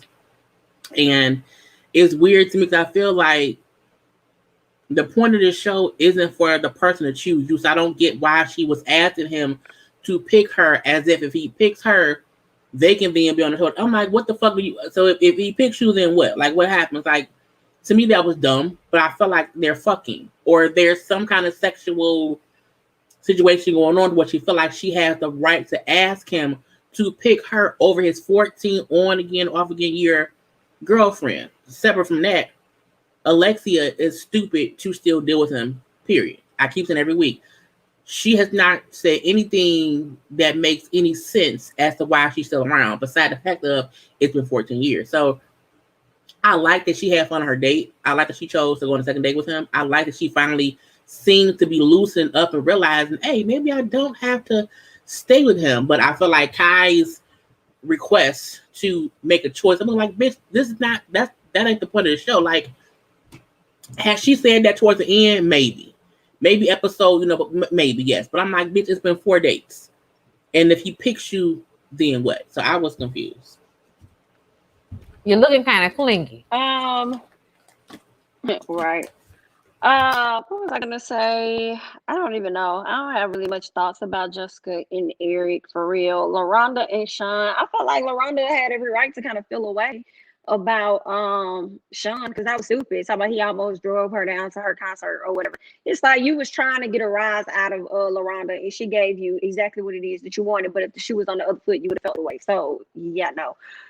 Alexia and Darian, I'm so tired of them. But I think that Necey's right. It was a little bit of both. He didn't like the pressure that was being given to him by way of Kai, and then Alexia saying, putting the pressure on him as well to not go out on another date with her. I think that he used Alexia as an excuse, though, to say, oh, she put the pressure on me, when ultimately you really didn't want to go because you were getting pressure on the other side. So I just want them to break up. I hope they're not married. And I want Alexia to stay out my comments. But because everybody sees it the same exact way. What did she say? She feels like I take Darion's side a lot when I'm giving my review on the show, and I'm telling her like, nah, I'm giving my review on how I see it. She said, well, they don't show everything. They edit a lot of stuff out. Understand? I'm just giving my review on how I see it. You know what I'm saying? And it does make her look crazy. I know she was there and she experienced it, because I can't speak to your experience. I only can speak to what I'm seeing on the show. And on the show, you do look crazy. It does look like you've been with this man for 14 years and he had kids on you. But in the comments, you were saying that wasn't what happened. That's what I thought you said on the sofa, that the children are within that 14-year range relationship. So he's out here making you look like a fool. I think she don't want to take a lot of accountability. I was watching her somewhere on YouTube, and she explained that, like, growing up, she hadn't seen a lot of marriages in her life. So she thought that the 14 years was normal, but she did feel proud of herself for not wanting to be a baby mama. So she explains that, like, a good portion of the 14 years she was in college. Then she went away overseas for 6 years, and she came back. So I guess to her, she's not thinking that it's like 14 long years. It's just a bunch of here and there mess. But that's a long time to be in some here and there mess. It's even worse. I wanted to make a comment on Jessica and Eric. I forgot about that. This episode, I feel like I've definitely figured out kind of how Jessica moves, because we found out that Jessica had 2 kids, a 12-year-old and an 8-year-old. I thought Remember? I was the only one surprised by that shit. I was like, I never heard her say she had 2 daughters. She never said Yeah, that. And the other thing that, okay, so her episode from her, the dude from the last episode, Clarence, I felt like her and him got along really well. But I feel like she didn't want to date him because he didn't have the bag. He was like a pro bodybuilder, which there is a bag there, but I don't feel like he was there yet. This last dude she went on a date on, nothing about him to me seemed as masculine as she likes her dudes. But as soon as he said luxury real estate, she was like, okay. So I think she does move in a way to where she's always thinking about whatever bag she gonna have. Yeah, but I don't even necessarily think that that's a bad thing. Like, you know, you got with her for her to be a trophy wife, and now that she not all deep in shit, you feel in a way. No, I don't think that's a bad thing, especially when you got 2 kids. I feel like a lot of women, when you're young and you have kids you have to take care of, you have to think about financial stability. So if you know you don't have the career to be able to care for them the way you want to, or you want to live a certain lifestyle, women date up. But I feel like that's how Jessica dates, which is why she was more willing to go on a second date with this last dude than the guy Clarence, where I felt like they had an actual connection. Okay, I feel that. Anybody else have anything to say about put a ring on it before we move on? Nope. Okay, let's move on to the encore, ladies. One of our favorite shows that is going downhill fast. Okay, so this episode, Misha and Irish decide, after threatening to kick the twins' asses and blowing cigarette smoke in their face, that they want to go ahead and go home. Misha wanted to leave, and an Irish child followed suit because she didn't want to be without her sister at this house. Who was going to defend her and her bad vocals? Cosign made a return. And honestly, it's the same old thing. The twins are little demons, okay, walking around with chips on their shoulders. But they were right to me about Misha and Irish, and I do think they bullied Misha and Irish until they got them out the house. Now that I look back on it, and it backfired by them getting Nivea out, because that's not what they intended. They wanted to still have Nivea there, and now they have to ask Keely. And Kelly's all worried about everybody feeling like this was her master plan. I'm like, well, what fucking difference does it make if it was the plan, beginning, middle, end? What difference does it make? You still here. You might as well get up here and sing and put your fear aside. Like, what difference does it make? Who gonna, you know what I'm saying? Like, they're gonna say that I was just being a hypocrite, and it's what they wanted all along. It's like, well, yeah, you showed up to the show to do the group, so yeah, it's probably what you wanted all along. And then also, y'all saw that there was a very, very loving moment between Pam and Misha where she was like, girl, I don't want you to go. You know what I'm saying? And it was just like, don't leave.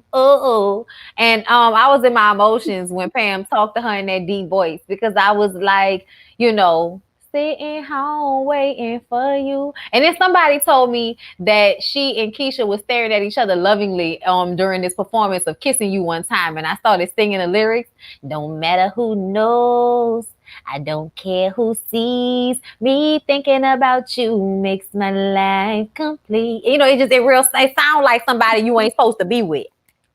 So, you know, I still want Pam to just be herself and just let her, you know, lesbian flag fly, because I feel like that's what's really on her heart. And yeah, like I said, twins and little demons. Glad Misha and Irish are gone. And they don't know how to put costumes together. Like Destiny's Child showed y'all how to do this. Okay, you get the same fabric, you get pants, shirt, skirt, capri pants. Okay, you get cut off top, one shoulder off, halter top, tube top, bitch. Okay, there's a way to do this. All same colors, all same fabric, different variations of the same outfit. Tina Knowles taught us. This show is a shit show now.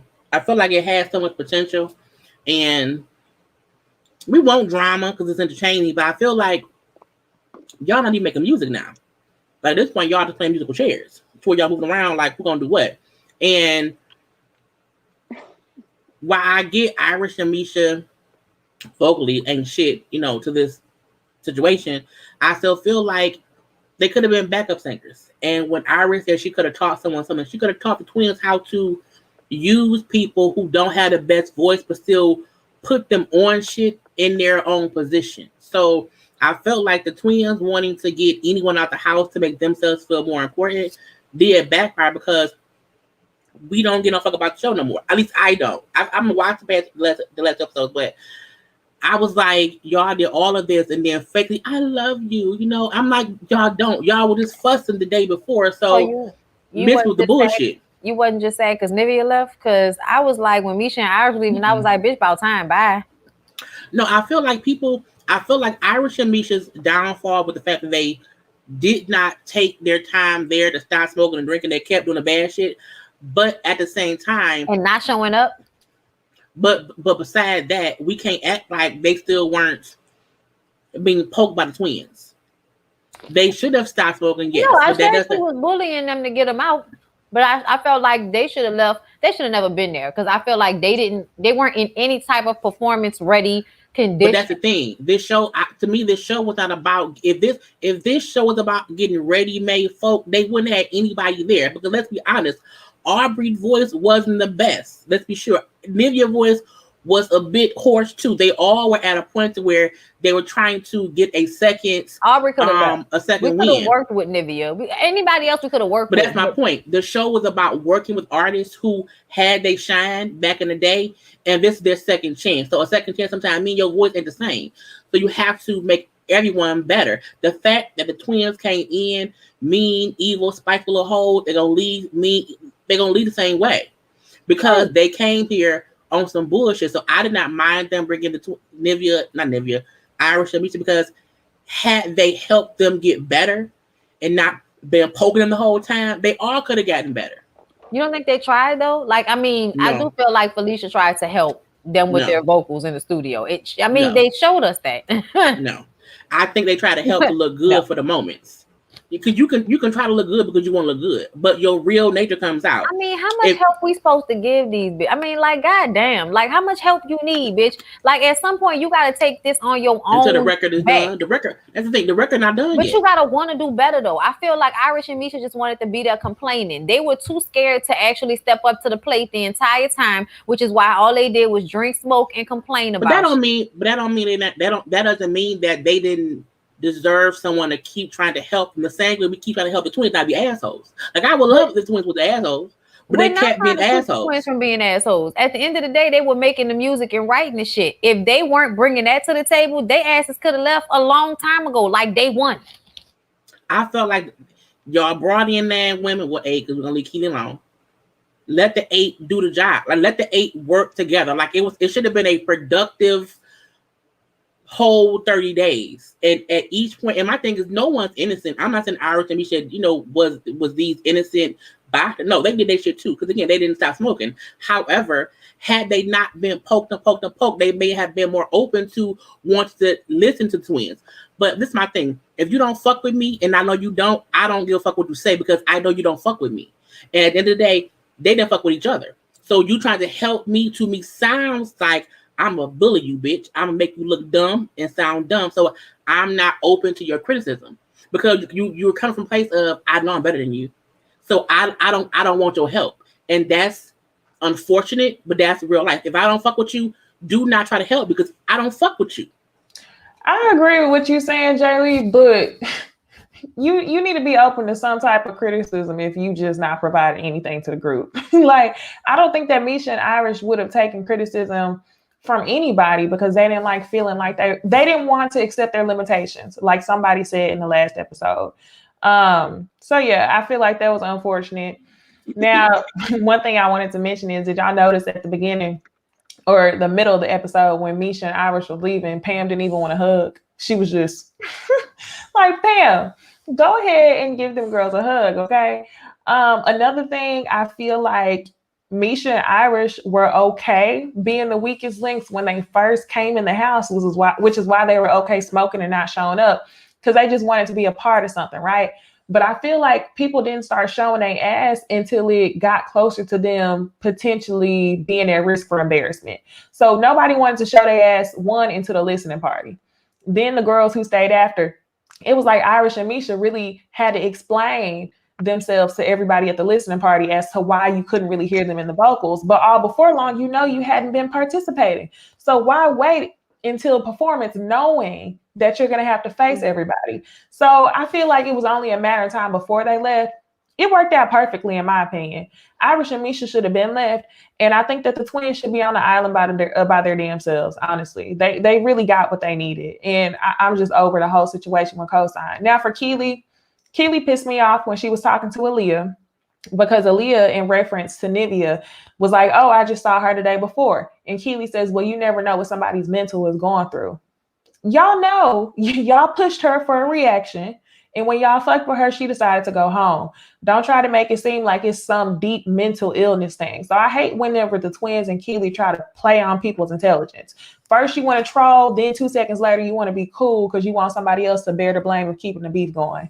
So it worked out perfectly. I'm over it. It's honestly 2 episodes too long. It should have ended 2 episodes ago.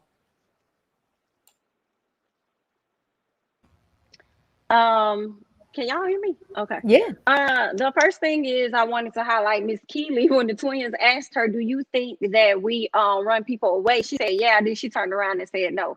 So I thought it was interesting for her to go into that room with Aaliyah and then sit up there and say, "You never know what people mental's going through," when you already know how this goes with the twins. The twins irk my nerves because they lack respect for everyone yet demand respect for themselves, and that's what I don't really understand. When it comes to Irish and Lamisha, when it came down to, I don't know who said it about them not accepting criticism or not accepting whatever critique or whatever it was y'all said.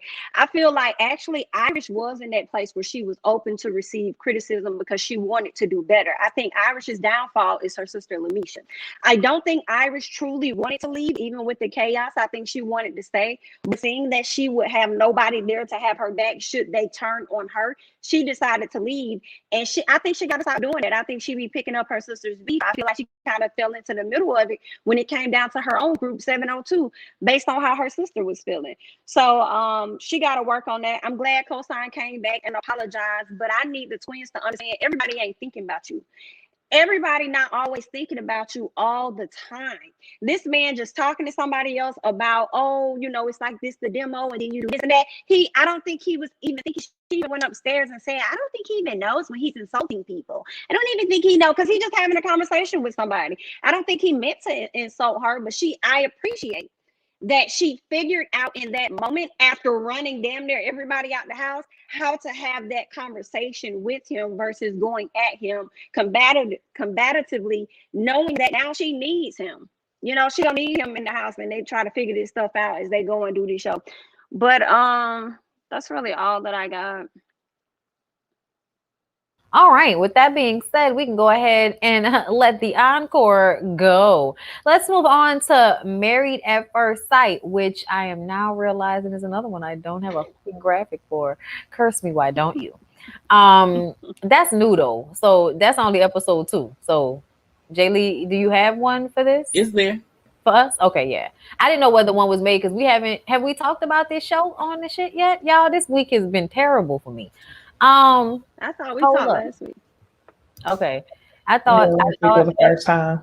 I thought I had all of them. But it's coming. Hold up. Y'all know what y'all can do. We might as well.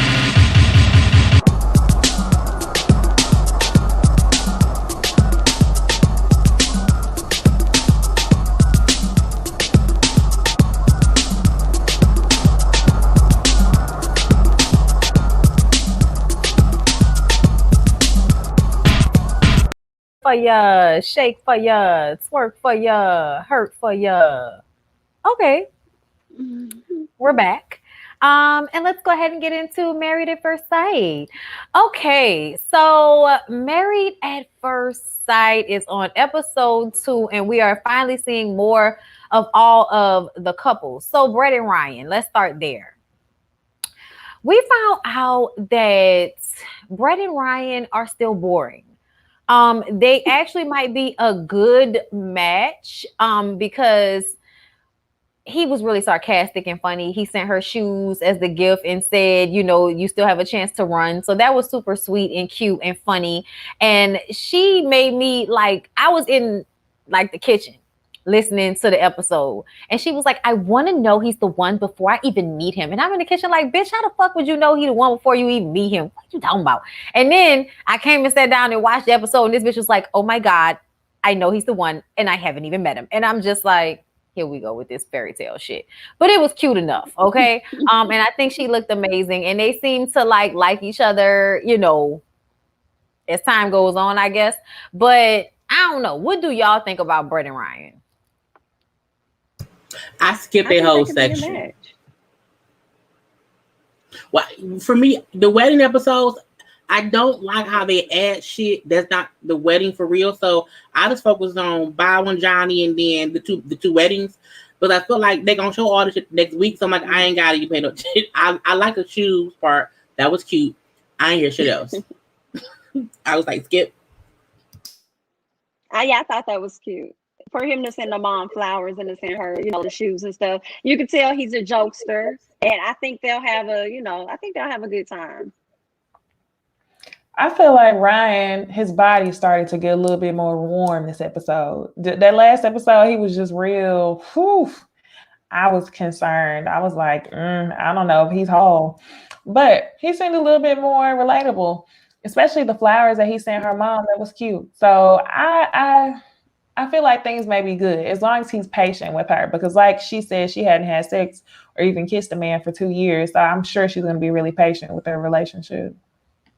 Yeah. Okay. So from there, we got Rachel and Jose. Okay. She wants to find someone who is truly deserving of her for the rest of her life. You know what I'm saying? She recently lost a lot of weight. So she has like a load of confidence that she didn't have before. They both go shopping for their wedding wear, as I've been calling it in my notes. And y'all know, like, most of what we're seeing here is Jose coming off like he's into men, and he's going to hurt this girl's feelings. Like, he's going to crack her face. He's going to make her feel like she has shit on her back. He's going to make her feel bad about herself in some type of way because he's expecting perfection. And I don't think that anybody is perfect, but I feel like I know what men like him feel like is perfect. And I don't think she is that. So I think that he will find a way to make her feel bad about herself. And I feel like it may undo all the work she's done building her self-esteem back up. And that's going to piss me off. So we may have another Chris on our hands with Jose. What do y'all think? I agree. I think that would be really easy for him to break her, to hurt her feelings, because I think whatever the securities she had or insecurities she had about herself before she lost weight, he's still there. And when he defined the type of woman that he wanted, I said, ooh, I can't remember what the details were, but when he said that, like listed like a woman that's confident and stuff, I said, yeah, that's not going to be her. A lot of things he said, I was like, it's just not. They're gonna have a hard time. And this is what I hate, that fake ass friend that she got. And I feel like that fake ass friend that makes sure that she throws that back up in her face. She gives me a friend that don't want her doing better than her. I want you doing good as long as it's not better than me. I heard you say that in your review, Jamie. I can't wait to see it the way you've been watching her, because I haven't been paying attention to the friend at all, but you have. I missed it, but I heard you say that too. So Jose keeps talking about, I agree with what everybody's saying. He's definitely about to knock her confidence. And I feel like he only keeps talking about perfectionism because he don't want a woman. Like, I went to high school with a dude who was such a perfectionist, really judging girls down to the T. He didn't like women, but he felt like he knew what a woman should be or should look like. So I feel like that's why Jose is also a little bit nervous about her potentially not liking him, because I'm sure he's dealt with a lot of women not liking him because he's metro or real feminine or whatever. I don't think they're going to like each other. While we keep talking about Jose, knocking Rachel's confidence, I feel like Rachel's not going to like him. I skipped him too because I'm like, I don't care. I hope not. I hope she doesn't like him, because then he'll be getting just as much as he, gives if he does decide to treat her like shit. So let's move on to Mirla and Gil. They got married this episode, so Jay Lee will have an opinion about these people. So they go shopping for wedding wear. He wants, a little extra, a little razzle dazzle. She wants sheer and sexy. Her personality is dry as fuck. She's once again talking about not giving up her lifestyle. He actually wants someone to do all of the fun, adventurous things with him. So they did seem compatible. at that juncture. But if she's materialistic, that's going to be a problem. And then we see her turning into Bridezilla as she's getting her makeup done, acting a damn fool about, powder. Well, bitch, you could have done your own makeup if you was that specific. Okay. Then she's still talking about how she doesn't want a bald head. Who wants to kiss, what she said? Oh, yeah. And then they start talking about how who wants to kiss. And he was like, I'm going for the kiss. And she was like, no, I don't want to kiss. And then his groomsmen are like, so are y'all gonna fuck though? And then he was like, I'm gonna give it 24 hours. I'm gonna give it 24 hours. And I'm like, she's gonna give it a month. Maybe even more than that. Okay. She walked down the aisle, saw that he was bald, and that did not deter her. She said that she still felt like he was sexy. She still felt like, he was a nice looking, tall, dark man. So she went up there to him and they went ahead and got married. And then they find out that she don't like slobbering ass dogs that shed all over the place. And, he got a slobbering ass, shedding ass dog. Okay. So she promises to be patient and kind and understanding and dedicate herself to their happiness. And it's all cute and well and good. He said some nice shit about buying her shoes if she get mad, and that made her happy. When they talk to each other, they find out that they both are, Colombian, speak Spanish. She spoke Spanish to her mom, which was really sweet. She's in education. He's a firefighter. She's claiming to care about her community, but really it sounds like you just picked a boring job that pays you a lot of money. They both work out. It's cool. But yes, her not liking dogs may prove to be problematic. Ladies, what do you think about Mirla and Gil? Man, fuck Mirla. I feel like Mirla. I don't like her because I don't like her. I don't like her because I feel like I don't like anyone who comes into the situation and doesn't want to compromise. I think the fact that she keeps pointing out how I'm not going to change how I live my life, to me is more than how much money she spends. It's how she lives life. And you can't want to join with somebody else and think that your life won't have to change in some way or the other. You don't have to fully change, no, but you have to make concessions because it's a whole other human being. So that to me aggravates me. How she talked to the makeup lady aggravated me. I feel like there's a way to say this how I want my makeup done without seeming like you know more than what she does. So that pissed me off. Even her and the dog thing, whatever. He said, like, I'm a neat freak, so I don't even allow the dog shedding to like become an issue because I'm a neat freak, so I don't allow it to happen. I felt like that was making her know, like, you know what I'm saying? I'm going to try to help you be comfortable. I feel like she just kind of don't get no fuck. I don't like her. I don't think it's going to work out. But I don't think they're going to like hate each other. I think they're going to both realize we not for each other and going to divorce by the end of the show. I like him though. I think he's kind of, cool. I hope it works out. I do. But if she doesn't concede a little bit in how she lives life, he gonna be mad because he don't like people who spend too much money. And I think them keep saying how, like shop. He kept looking like, oh shit. Like he was in his head thing like, I don't want that to be an issue. So I just hope, she fix herself. Child. I'm not gonna write Mirla off just yet. Honestly, because they hyped it up the whole time, making it seem like she was gonna trip because he was bald. But once she seen him, she was real calm. And it I have the same, path of emotions with Mirla as I did with Bao. With Bao, I felt like she was super analytical. She was super bent on what she wanted. Oh no, he likes sports. And I was immediately annoyed with Bao. But once she got with Johnny, I felt like she was a little bit more likable. Like, oh, she's human. Okay. With Mirla, I feel like it's the possibility that she may end up getting a little bit more human. But she also may mess up herself on this show because she may be trying to come off so conservative that she ends up looking like a bitch on the show. And I actually do believe that she gives back to her community because she says she grew up poor. So I kind of feel like if you like to buy fancy things, then fine, it cancels each other out. But I just hate when people come on this show and they're unwilling to be authentic and they only talk about superficial shit. I think they don't realize how much of a bitch it makes you look like on camera, especially when they have nothing else to work with for the edits. So I'm not sure if Mirla is as bad as she seems just yet. I don't think they're going to work though. Okay. Is everybody done? I don't think they're going to work. I think she's too picky. Okay. I think Mirla is just overall too picky. That's the way that she was over there talking to the makeup person and throwing shade at her friends about how she don't want her makeup like theirs and all of that. Yeah, I think there are some things she's probably going to be able to be okay with. But I think her pickiness and probably nitpickiness on top of how she handles her finances, I think that's going to send him overboard and he going to get sick of her real quick. Yep. It already seemed like once that materialistic comment came up with his homeboys, it seemed like that was going to be a no-go. So that's why I was like, yeah, I don't know how this going to work out. And then we had Bao and Johnny this episode. They did their tea ceremony, which I thought was cool. I never realized the tea ceremony was to honor the ancestors.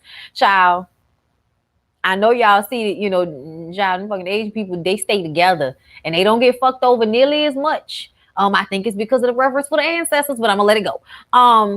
So Johnny dad wasn't there. Dad wasn't there. He didn't want to be there. Don't nobody give a fuck. We'll talk about it later. Until we see the daddy, who cares? Bao feels like it was meant to be. Okay, they have the reception.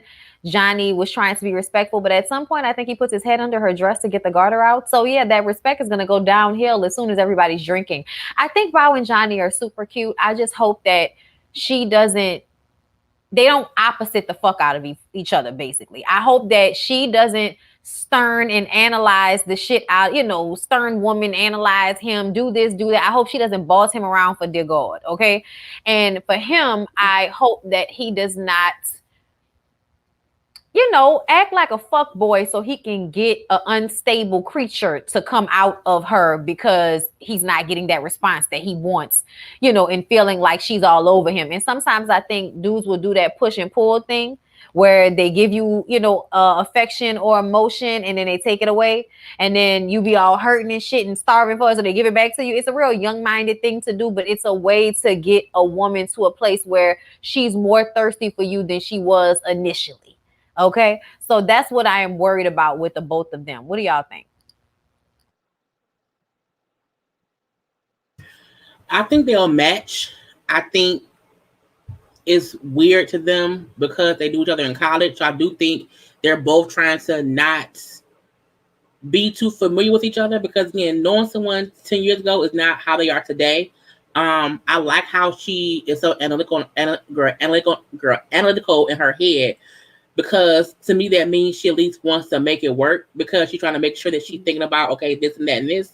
I like that he felt like he wanted to be respectful and not touch her too much because she may be uncomfortable. So I do feel like that's a good beginning because they're both trying to make the other one comfortable, even if they want to be more touchy-feely. So I think that's a good thing. I like that she smiles looking at him when he's not paying attention and vice versa. So to me, it could work. I just hope neither of them overthink shit because that could be their downfall. If they both think too much and if they don't let things happen naturally, that can be the misstep because they can just be misreading each other and then think, oh, he don't like me. It's like, no, y'all both need to come fuck down. Just fuck it out. But I like them. I did not like Bob before because of her whole, you know, sports shit. But I liked her this episode, her showing she's appreciative that she likes him, that he wanted tea ceremony or whatever, and I think that's good. So I hope it works out. I like Johnny too. I think he, you know, he look swag little dude. So I like when he smile. I think it could work, but not before Bao drags Johnny to the edge. That's just how I feel about it. I like them together, but it's gonna take a lot. But I think it could work. Yeah, I like the two together. I do think that she was a bit standoffish at the reception for some reason. And I'm glad that Johnny said that, but then he also followed it up with she's not used to his touch. And that could definitely be the case. But I think they're going to be fine. I think they'll be fine. Okay. And lastly, we got to talk about Michaela and Zach, which is becoming the favorite couple. Okay. So Michaela was cute this episode. She woke up all excited about her bridesmaids. He's like, girl, get up. You about to get married. Come on. And it's real excitable. And she looked like she had really just woke up. Zach looked like he was already dressed and let the camera people in and then lay back down in the bed. And then just put his socks and shoes on and rolled on up out the door. I was just like, sir. You did? Like the first day of school. Josh was ready like the first day of school. school. The nigga have on a jacket in the bed. What is going on? I think they all did that. I mean, like, I think, but it's cute. I get it. I'm like, nigga, they ain't sleep. I'm sure they did, but Michaela actually did look like she was like her face was waking up. Like that was funny. Be a better actress. Right. Probably. Okay. So Zach is praying that Michaela will be his soulmate. Okay, that's what he's really hoping for. He's very romantical. He cries, he gets emotional. It's very cute. When Michaela and her bridesmaids are getting dolled up, they talk about Hurricane K. So apparently, Michaela turns into Hurricane K when she doesn't get her way or when something isn't right. She is very stubborn, and she feels like if they pick the right man for her, he'll be able to handle it. He'll be able to manage it. Okay, he gonna want all of this. Okay, that's how she feel. I hope that it doesn't turn into a toxic, emotionally abusive situation, because we haven't seen Zach for real. But if he's as soft as he seems, and I don't mean that in a negative way, I mean that in a good way, but just like, in touch with his emotions and not really trying to like, he ain't trying to do that to get you to act right. I hope she doesn't require that, because there's a piece of me that feels like she requires a nigga to to have to if at her every night to get for her to act right. You know what I'm saying? Like she might need that, kind of like Jay Lee. And How did I get into this? What did I do? You like a thug nigga that makes you feel like if you don't give it up, he might take it. And you don't want that, but you kind of do.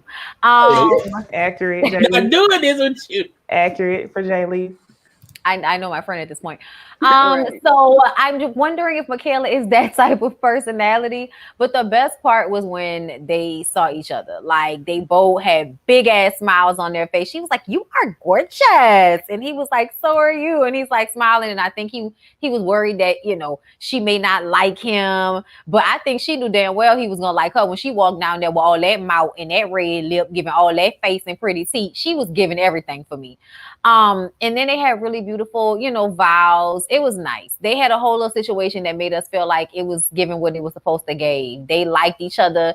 They said real sweet shit in their vows. And then after that, they talked. And he brought up that he crochets.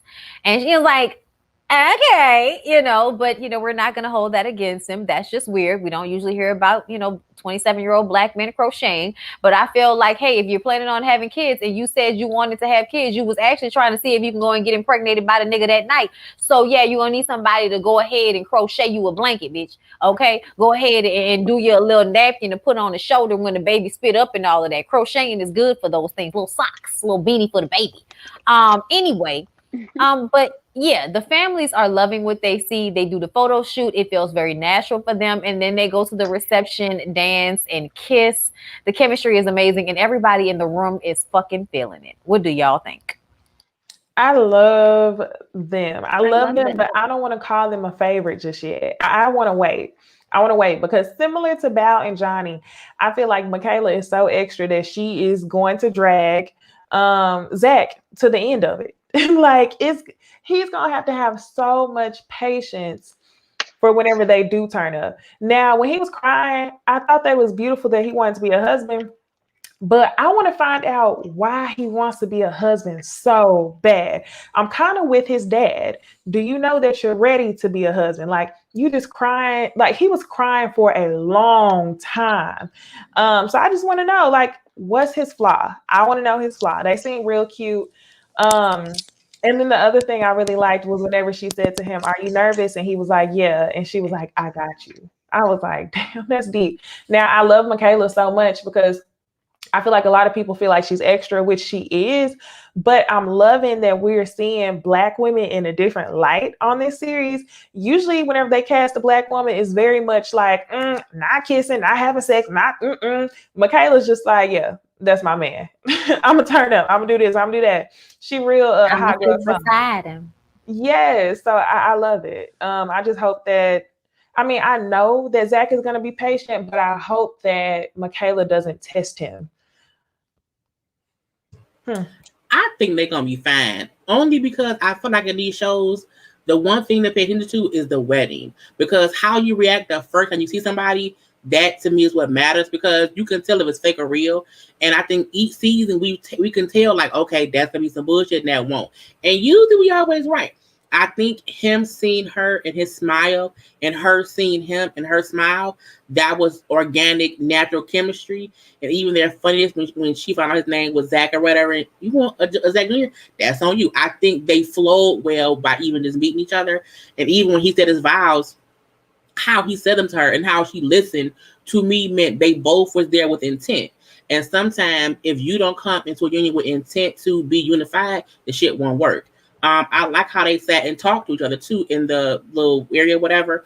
To me, it felt like Zach was a man's man. Like he would open the bottle of champagne. I'm like, he look all tough. It was a cute moment, and I think they'll make it because they both seem to want the same thing. And I think his flaw, I think his flaw is he wants to be a husband, and he might not know that he just has to be her partner first, husband later.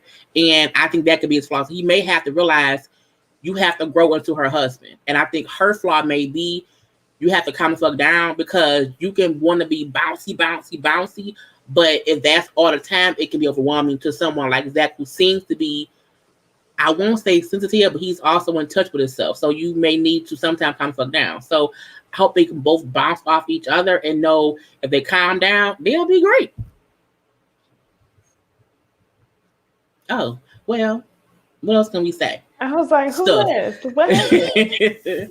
I think Jamie's off the signal. Let me ask y'all, how soon do y'all think they gonna have sex? Tonight. Ooh. Sorry. Tonight. My phone. I think the same night. Yeah. I won't say that. I think they would be like by the honeymoon, they're gonna be having sex. But maybe not the first night, but I do think on a honeymoon, like they're gonna have honeymoon sex. And it's gonna pop. Should I use a condom though? Yeah. I don't think they are. I feel like, I don't think they will. I feel this is my opinion. I feel like if I come on a show, I feel like they test them for diseases. So I think they should all be clean. I think that's one. So I feel like if I'm married to you, we're husband and wife, I should be allowed to raw dog you on our wedding night if I want to, as long as there's some kind of birth control, being used as well on my end or whatever. I want to have sex with my husband. I don't want to condom, because I hope the show does all, testing to make sure, you know what I'm saying? So I feel like if I know he clean or whatever, I'm good. You my husband. And if I like you, give me one little rub up face. Now, see, I'm gonna have to act like Mirla for a minute. Like, he's still a stranger, though. I still don't know him. I don't know if I want him to be the father of my children. What if she do that and he turned out? But what if he turned out to be Chris last season? Stab. But like the thing was, I think for me, I would make sure that I can't get pregnant just by having sex. I would make sure because I want to be sure that I'm in control of that. So I can do things to make sure whatever kind of birth I want to use, so I can still have, condomless sex. But I also feel like with Paige and Chris, no one wants a Chris. No one wants a Chris. But with Zach and Zach and Michaela, I feel like they deserve raw sex. They deserve it. They deserve it. Amani and Woody deserve raw sex. I think certain couples, over even Deanna and Greg, deserve raw sex. I feel like even the white folk, okay, who get the two white people who just say they get raw. You talking about Joe and you talking about Beth and whatever. The couple got married who just got pregnant. Who's on the Dallas season? Yes. I deserve. Yes, them too. I deserve the fuck raw. They deserve raw sex, because I think people do not understand the greatness of raw sex, and I feel like once you marry, that's a perk to it. Okay, so you gotta have. Yes, I deserve raw sex. I want raw sex if I like my husband, if he likes me, and if we agree, and I'm making, and I know I can't get pregnant for a reason. I feel you, Jaylee. I do. I just think it's too soon, because I think we need to know who he is before we possibly get impregnated by him. That's all. Why? Well, she said I'm saying as that I've made sure that I have some kind of birth control within my body to where I won't get pregnant. I'm not saying have raw sex and this babies be damn. I'm saying if you I don't want to be stigmatized by a nigga like Chris. So I'm gonna wait a minute, just because I don't want you to have that type of mind control over me this soon. I'm gonna mind control him. Fuck that. Because we have to be sure it's not this good nigga, it's also good pussy. So we have to make sure that, you know what I'm saying? My experience, I tend to. You know what I'm saying? So it's like good dick don't mean shit if you don't have good pussy. Paige did not know how good pussy was, so that was Paige's problem. Paige got dick with Taz pussy. I don't have that, so I feel like I am in control of what I'm doing. So control your coochie and know how if the dick good, it don't mean shit if he ain't shit. But I want Ross. I'm about my business. My point is, if I was on that show, we don't need to further go into this. They should have raw sex. Very much. I want Michaela to have raw sex. I want Bob and Johnny to have raw sex. I even want Mirla and Gil to have raw sex so they can experience it before they divorce. We got it. We not all of them. Condomless sex. Okay. You lost Jesus Christ. Child, something tells me Jay Lee's old man is over there or something like that. Anyway, let's go ahead and move on to the next show, which is Real Housewives of Potomac. Okay, listen, Potomac, it is. So, main things from this episode: Mia versus Wendy. Y'all, I feel like Wendy was on 1,000. I mean, if I did not know her better, I would have thought there was cocaine in the pocket of that white coat she had on. She looked good, but she was acting crazy.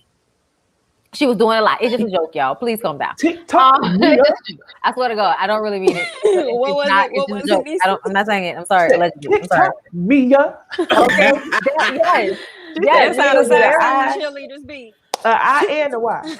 It was definitely a lot of, like angst and excitement going on for no reason. Calm down, bitch. You know what I'm saying? Maybe she didn't get no dick. I don't know. There's so many reasons for that type of energy. But either way, Mia, child, hold up. Is James in here? Hey, James.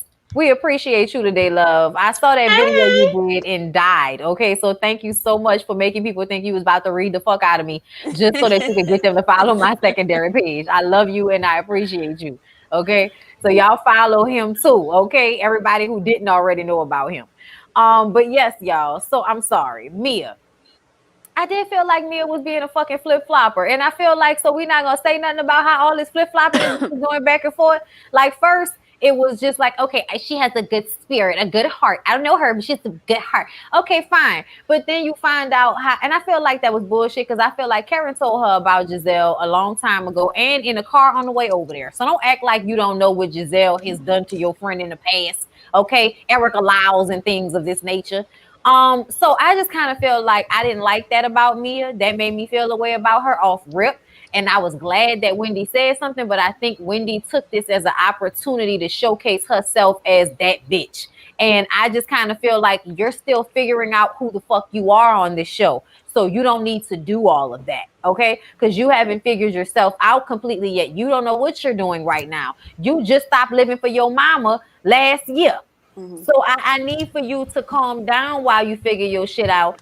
And Mia, you know, you just suspect because I feel like you a liar. I feel like already we didn't caught you, you know, just flip-flopping and then being less than honest about whether you was a bartender or a stripper, you know, things of that nature. And I'm not upset about it, bitch. Okay, I'm not upset about it. I'm just saying it seems we probably gonna have like mini Karen on our hands with saying shit and then acting like it never happened. You know, what happened? What? I never said that.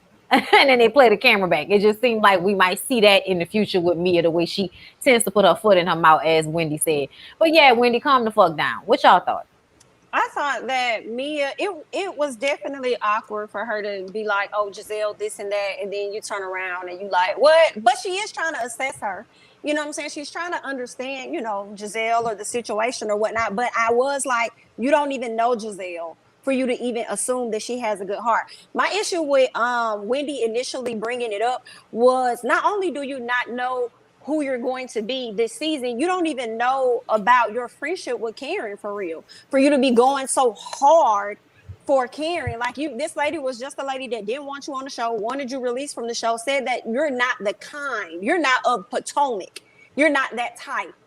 And now here it is, you just riding for her. So that's why I didn't really care for that about Miss Wendy. And I do feel like Wendy was looking for a moment a little bit when they were at the spa or whatever, because I just felt like she just went too hard. I felt like she did have a right to clap back at me or not, but I just felt like she just went a little too hard because I guess she saw Giselle and them laughing, and I guess that just hyped her up a little bit more and nothing made sense or whatnot. But yeah, Miss Mia, I have liked Mia, but she has definitely been caught up in some stuff, and it got me side-eyeing her. So we'll see. I like Mia. I feel like We've only seen her two. I don't think she's in enough to call her a flip flopper. I think she met Giselle at one point on Giselle's good day when she wasn't being a bitch. I don't like that she tried to speak positively of Giselle with Karen, and so that was weird, but I don't think she's a flip flopper. I like that she thought Giselle was nice, and when she heard others, she said, you know what, let me be sure. Let me see who she is. I think that's how you get to know people. You can't flip flopper to me means I'm gonna be in your face, happy, but keep talking shit. I think her point was I met her one time, heard some shit I didn't like, let me reevaluate. That's to me is smart. So you think like next episode she may still be like Giselle is fake or something like that. So that way it's not really like she flip flop, but she just has to assess. I think what she said was, is she just a pretty face? I don't think her point was Giselle. I think her point was, but you know, I'm just saying. I think it's fair for her to say, is she who I thought she was that first time I met her? Let me figure that shit out. So I think in doing that, you have to reach out. You have to see who they are. I think Giselle making it seem as if, oh, she's texting me, bitch. She has to get to know you. So to me, that's not being fake or being a flip flopper. I like how she's trying to get to know she's a new cast member. I do not want Mia to be a new Robin. Robin is Giselle's friend. That's it. She'll have one of us as that. Can I don't want her this right quick? Because I just want to say this because I heard you say that before, and I just want to say it's not even like I honestly feel like I'm fine that Mia wanted to get to know everybody. I just don't understand why she needed to speak up on Giselle's behalf in a moment where the person she came with was arguing with her. Like I just feel like why she couldn't just eat her food. You know, that's because she's a new person and she had new people have to make waves and new people have to come on the show and then interject themselves. If you sit back and let them fuss and you don't say shit, you become a statue. So I think people forget that you have to come on these shows and actually make a wave to, you know, be whatever. So I don't like that people don't get the show. Because if we see the show, we've seen other friends who sit there and don't say shit and think we don't hear anything from them. I like that Mia was interjecting. Okay, I think she's great. It was a moment, and now she has more moments on the show, so I think it was smart. But also, she may have felt really that Giselle seems nice because as she said before, Karen told me, don't base my shit on her shit. True, and but Karen she made her moment when she talked about her clit, as far as I'm concerned. But you know, and that's a whole different subject. I agree. So let me start here. I like Mia.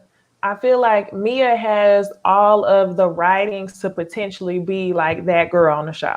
You have a really nice history that we can find out about with your mom. You with somebody who got a lot of money. You live that lifestyle now. And on top of that, you used to be a ball gown stripper, okay? So I feel like she could be really interesting. I do feel like she's a flip-flopper, though. Because two things I hate for somebody new to come on the show and do is one, to try to mediate a situation that you don't know nothing about. And two, to try to come in the group and spill somebody's information like in front of everybody. I hate when they do that. It's different ways you could come on the show. So I definitely think that somebody should have called Mia out. Wendy, what did she spill? What did she spill on somebody else though? No, not her. I'm just saying those are two things I don't like. In general. Yeah, not her in general. So for Wendy, literally, when I say she went to Housewives boot camp in the off season, like I'm dead ass serious because everything that she's doing is branding. The titties and ass. So many of these women have gotten plastic surgeries. We didn't need to have a whole party for it. Understand that y'all have to have events, but girl, okay, step one, titties and ass. Step two, now all of a sudden you're going to create a home essentials line. And step three, you're trying to brand yourself as Zen Win. Nobody's calling you that. You're trying to figure out what the next product in your line is going to be so everybody can go buy Zen Win. And I don't like it. She's not being authentic at all. She's turning up way too much and she's trying to make it seem like she really is that bitch on the show. You still new. We don't know nothing about you besides the fact that you got 4 degrees. And I really wanted her to come back and have an opportunity to be real. But you coming back and doing everything that we done seen before. So I'm pretty much over Wendy, like in general. I really wanted to give her another chance to come back. But it's just embarrassing. Like Jamie be saying, the whole time I was cringing at her turning up the way she was turning up. And you know, it was a cringe moment. Because even Giselle was like, pipe down, sweetie. You doing too much. Because it's getting to the point to where you embarrassing yourself. Exactly. So Yeah, that's how I feel about Wendy. That like I can't even think about my distaste for Mia because Wendy is making so much of a fool of herself. For sure. Another thing I wanted to bring up about Mia that it just came to my head when I thought about it, and how she was trying to take up for Giselle at the table. I think what she was trying to do, she was trying to be, I think, the mediator between them stepping in, saying, "Oh, I think she has a good heart," kind of like what Anila was trying to do with Contessa and with Toya, and it didn't go nowhere. That's the role that I think Mia felt like, oh, this will be a great time. You know what I'm saying? Let the ladies know that I'm cool. I think I think she wanted to, and Karen does this too, which is interesting. I think Karen likes to play that big sister role and try and get people to have conversations. And I think Mia was just at a place where she was trying to do the same thing with Giselle and Karen, and not knowing the overall history as to why they feuding like this. So she came out better just eating that soup and just let it be what it is. But me also said Wendy, I tried to diffuse a fight with you should look at your house. I do feel like she didn't have any intent to get involved much. Like they fuss and fight and let me try to calm it down. But again, like you said, she don't know the history. I think again, we don't even really know if Karen and me is friends because as we know, they bring in somebody and say they friends just to introduce them. So we have to also put that into play too. I still feel like Karen and Mia had conversations about her relationship with the other girls prior to Mia coming on the show with her. I still feel like that. But either way, Robin sleeping all day. Robin, girl, first of all, I don't even really care about you and Juan and you sleeping all day and maybe being depressed. Like, that's normal people shit. Deal with that. Fine. Them kids is old enough to wake their fucking selves up. Get them an alarm. Juan, what the fuck are you doing besides yelling up the stairs when you can just go up there and wake the damn boys up yourself? I don't understand that shit. Like, my daddy used to wake us up all the time so my mama could get herself together in the morning because he woke up earlier than her. So it just made more sense for him to be the person sometimes to come and wake me up because he was already up and she was, getting herself together for whatever reason. So I just feel like sometimes men always screaming for a woman to do something because in their minds they don't feel like that's something that they should have to do, like dealing with the children. So I was just kind of aggravated with Juan by that, but I also feel like Juan in general seems to be tired and annoyed with Robin, which is why they're not getting married. The pandemic doesn't have anything to do with it. They could have went to the courthouse months ago before the pandemic even happened. A year ago they could have went to the motherfucking court and made this happen as soon as they had that engagement party. But what did they decide to do? Not do it. Okay, so here we are. What y'all think? Go ahead. I wonder the dynamic in a household. I feel like people don't know that some couples have their roles in the house. So I do wonder if Robin was typically the one to wake the kids up. She didn't stop, which then made Juan aggravated. So I wonder, like, what? Yeah, she probably definitely is that person because remember, Juan was like be gone and stuff all the time from work. Right. So I think people was upset that he didn't do it, but I'm like, how do we not know that he was also working too from home, and that was why maybe she's supposed to do that because Robin had her alarm set for a reason. I feel like Robin is in a slump, and that's fine. But I don't think that waking your kids up and getting back in the bed should be that much of a stressor because y'all at home. So like she woke the one kid up, got back in the bed. Like to set your alarm to do it 10 minutes earlier so that way you're not waking them up late. I feel like people want to, because I've seen comments of like, well, she's depressed. We're looking at things from what she's told us. She ain't told Juan that. All Juan see is she used to get up and do shit. Now she's not doing shit. It is aggravating. And again, your alarms are set, but they're set too late. Like you set your alarm to get your kid up 3 minutes before class. Do 10 so that you can still go back to bed. I felt like if your alarm set late, I am mad because you could have set it earlier and then got back in the fucking bed. So I get what you're saying, and I agree that she is not handling business, but I just still feel like, nigga, you screaming up the stairs. Just go, you come and waking her up, go wake them up. Like, why is you coming to me to tell me to wake them up when you can go and wake them? That's all. Like, he actually took the time to come upstairs and sit at the corner of the bed and all of that. And it was just like, you could have done it for all of that. I feel like with Juan, and this may sound crazy, but I just feel like he owes that to her. because at one point he left her and she was doing everything for those boys. So he owes that to her for him to take his ass upstairs and to make sure that those kids are straight until she gets up. And I'm glad that JV highlighted the fact that he does not know about her depression, because that was my question. Does Juan not know how to handle his wife when she is in a depressional state? Because it seems like he gives off to, well, his soon to be wife. So it's like, does he give off like a tough love or something like that? Like, what is that dynamic? But now I see we're seeing it from Robin's eyes, but we don't know that he doesn't know that that's what she's experiencing. He's just looking at it like she lazy as hell. So and she said before that it wasn't, she was saying that it's not depression, just that she was, you know, pandemic made all of us is like, so I think that's what she's going through, and I get that. But I feel like we can't act like if she set her alarm to wake them kids up and then this was too late. I'm like, this, make it for 10 minutes earlier, get back in the bed. The only thing I wanted her to do is wake the kids up early enough so they could brush their teeth and wash their face before they log on to class. Mm-hmm. She wake this boy up straight out of bed talking about have a good day at school. No, brush your teeth and wash your face. Throw some hot water on the face. And I'm kind of thrilled because she seems to be, I would be looking at her like she was lazy if she had nothing else going on. But from what we can see this episode, she's actually running a business. So I'm wondering if that was just like her off day or what. So I do think that Juan could have helped her out there. But y'all need to wake them kids up more than 3 minutes before class. Girl, them hats still sold out. So I feel like that goes with what I was saying. I feel like, you know what I'm saying? Like, do we even have to talk about how trifling Robin been is trifling? Robin is a white lady with stiff hair. That don't even make no sense. You know how trifling you got to be to have that much Caucasian in your blood? I cannot do and your hair is stiff in the back? Well, she said, ain't it like 52% or something? Didn't she take the test? Yeah, she did. And it's like a greater percentage of Caucasian, which is why I'm like, I don't understand. Why is it sticking up in the back? Why is it stiff? Aww. Why is that happening?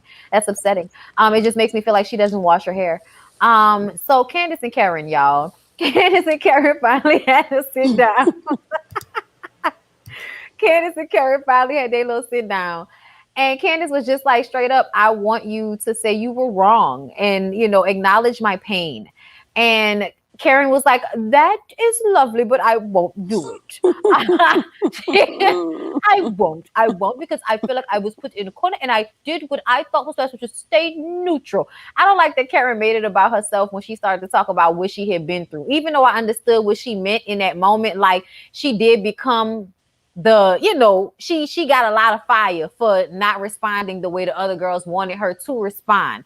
I mean, at Robin's engagement party, the way Candace was screaming at Karen and all of that shit, like it, and I feel like that was another time where she was trying to talk to her, and it was just like, you know, the whole truth will come out thing just pissed Candace off so badly. But, you know, that was that police report shit, which was basically giving y'all like a real blow by blow that these hands was touching and shit. And so it's legally not considered an attack because of all of that. So that's what was going on, and why Karen was like, oh, we, you know, wait till we find out the truth and all of that. But that shit aside, I feel like Karen did a lot of shit after that, like during the off season, talking to the, you know, people at Bravo, that I felt like was unnecessary. But I also feel like Candace probably took it too far with that, texting her and DMing her crazy shit because she was mad that Karen didn't choose her side. I think she had a conniption. I think she had a fucking temper tantrum when Karen did not choose her side last season. And I feel like Karen's response to that was to be like, well, I'm not going to,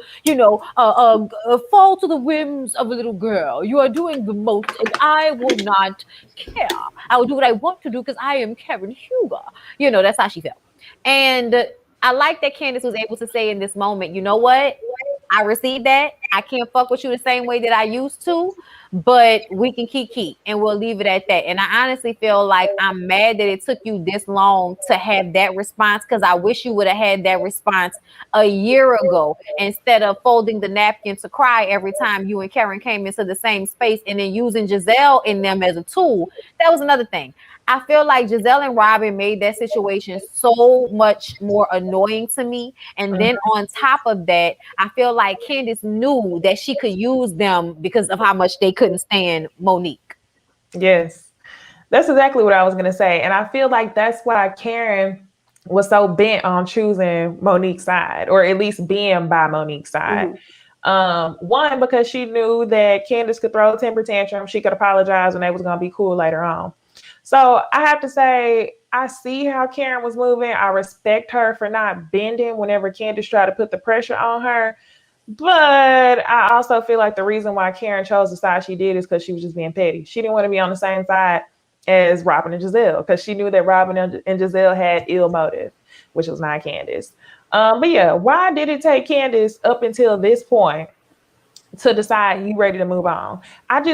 I want to know, what did she think she was even going to get from it if Karen said, I acknowledge your pain, I'm sorry? Like, what were you going to get from it? If what had happened was truly about you and what you went through in that attack, you should have been healed. You didn't need Karen to do anything additional. So I'm glad that she's moving the way she is. But I hate to see the alliances, because even in this first episode or second episode, whenever she went to Karen's house, she started talking about Giselle. So I feel like Candace has not yet learned her lesson. I think she really thinks that the ops are her friends. And she gonna have to fall on her head real hard for her to understand that the same way that you gonna move with Karen, you need to be moving that way with the Green Eye Bandits. I feel like, I hope they never speak about this fight ever again. Candace and Monique got into a fight. Karen's friends with them both. To me, Karen did pick a side. Candace did not want to deal with anybody who had any sympathy for Monique. So for that reason, Candace did not want to fuck with Karen. And Karen just said, okay, I can love you from afar. I don't think that was Karen picking Monique's side. I think that was Karen giving Candace the space she needed to not want to fuck with her. I think it's a thin line between let me support Monique because she was right, and let me say out my mouth, y'all both was wrong. I thought y'all both was wrong, but Candace was not in a space to hear that. So give her space. I think the conversation on the show was fine. Karen said, I get what you went through and how it hurt you. I get that. To me, Candace should have realized, okay, she at least, felt for me. But however, I didn't pick a side. I was just neutral, and you didn't like that. So I respect Candace for saying, okay, that's cool. I don't trust you. We cordial. I think, again, that could have happened last season, but Candace wanted to drag this shit out. I don't know why, because Monique left the show. She not here this season either. So to even say I don't trust you, I was like, oh, okay, because it doesn't even matter now, because it happened a year ago. No one who hurt you physically is even here again. So why still be mad? But I'm like, girl, I don't ever want to discuss last season ever again. And that's exactly how I feel, which is why I'm not. So when it goes down with Karen, I just don't like how she often likes to deflect to other things instead of just standing up and owning her shit sometimes. Like, okay, it's fine if you say that you're not gonna backtrack, or you're not gonna take back how you moved last season. Okay, cool. But then when you try and say that everybody else was like against you or some shit, she was saying, like, talking about she was hurt too. And I'm just like, Karen, that's not even making no sense. Like, you trying to make yourself be a victim as well in this situation. And that's just not, I just don't agree with that. The same way you tried to bring up some old ass shit with Giselle, talking about your husband, she wished death on him. So I don't like, that's one thing I don't like that Karen does. But when it came to Candace and how she handled that situation, I was glad to see the growth from last season until now. How long we gonna see it? I don't know. Okay, because I also thought I wasn't gonna see that napkin, but I did. So I am glad about how she handled it, and she was just really honest. She ain't throwing no temper. She ain't doing it. She was just like, "Listen, I don't think I'm gonna be able to rock with you the same. It's still all good. We can kiki and stuff, but I don't trust you." And I feel like she kind of has a right to not trust Karen, because Giselle and them has done so much shit to you, yet you did not go and write no letter about them and say their ass should be fired, or whoever, whatever you did. Again. You didn't go to the extent with them, but you chose to go there with Candace, somebody that you looked at like a daughter or a little sister. So I feel like Candace has a right to not, just like Karen has a right to not take back how she felt. I feel like Candace has a right to not trust her moving forward. But I do think they're going to get in a good place, though. I do believe that. I think with time, they're going to be fine. I hope so, because I really do miss them being cool and kikiing against the Green-Eyed Bandits. Honestly, I just want to break some of that shit up. You know what I'm saying? Like, I'm just tired of Giselle and Robin giving us the same, situation all the time. And I just want to break that shit up. And I want somebody to make that happen, because it's just obnoxious as shit to me. But yeah, that's it on them, right, y'all? Yeah. That's that on that. And lastly, y'all, let's go ahead and move on to the fave, love in the marriage, Huntsville. Okay, so Tisha gave Kimmy some rules to abide by moving forward this episode, and I thought the wording of that was particularly bothersome.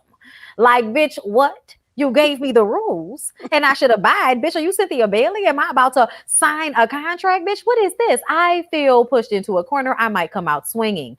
Martell was mad about his ex-business partner, Chris, deciding to go to Mel for working on some houses on the 47 acres. And he was mad about that. But we found out that Martell does not have the license. So Martell, why are you upset? We can't come to you. You don't have the license. You've been with this lady for 14 years and you ain't never, he said he took the test 7 years ago and failed it. I said, so it's been 7 years and you ain't never thought to go and pass the test again, but you did think to go and fuck on some other chick and other chicks, as we've heard, and then get her pregnant and say, fuck your wife. And then this is all her fault. And then turn around and be like, but Mel, I ain't got no money. I'm sad. Oh, baby, help me. Like, get the fuck out of here. Like, when he was crying about not having, I said, but you wasn't thinking about all that you would be losing when you fucked up your family. See, a lot of you niggas think that y'all just fucking up the feelings. Like, oh, I hurt her feelings. No, you fucked up your own situation because you got so caught up in what it looked like versus what it actually was. And what it actually was is you were far more dependent on Mel than you wanted to admit. So now you done fucked up the bag, you done fucked up the money, you done fucked up the family, and you done fucked up the kids. Okay. And they had their little co-parenting moment, and it was a good moment. But it also made me upset that I think he's so childish that he refused to see that something was wrong with the children until it was like forced upon him. That bothered me because I'm like, so when they're in your care, can we trust that you are paying attention to what they're going through? And then he doesn't even have them all the time. And his excuse to that was, oh, well, I'm sad and depressed. And then he get mad when Mel is like, well, you don't get to stop just because you're sad and depressed, because now you have an additional child to add on to the one you already have. So you need to figure out a way to make this work. And I feel like men never like to hear that, but that's exactly what women do all the fucking time. Women pull themselves up by their bootstraps and figure out a way to take care of their kids and to take care of themselves like Mel has done. Okay. And you as a man, because you a man, right? All that misogynistic shit. But when it comes to standing on your own 2 feet and being able to provide, all of a sudden you're supposed to get all of this sympathy. You a man, right? So figure it the fuck out and don't come to me expecting me to feel bad because your feelings hurt because you done fucked up your situation. Child, he is tiring. Go ahead, y'all. Mel and Martell broke. And I think he don't know how to be broke. And so he's lashed out for that. And plus, he's ruined his life. I love the fact that they went to somebody who could help them and who did help them, at least in that scene. To me, him hearing Mel say what each kid got going on, you saw his face that he was sad within himself that he didn't notice that. So I felt like I love the fact that they, one, went to counseling, and two, even had their confessional together, because it does show they know they have to co-parent. Some people won't even do that. So I like that but ain't no getting back together. Well, I don't think he want that. Well, she don't. I don't. I feel like I forgot what I was going to say. Him not wanting to discuss the fifth kid is stupid because it's the fifth kid.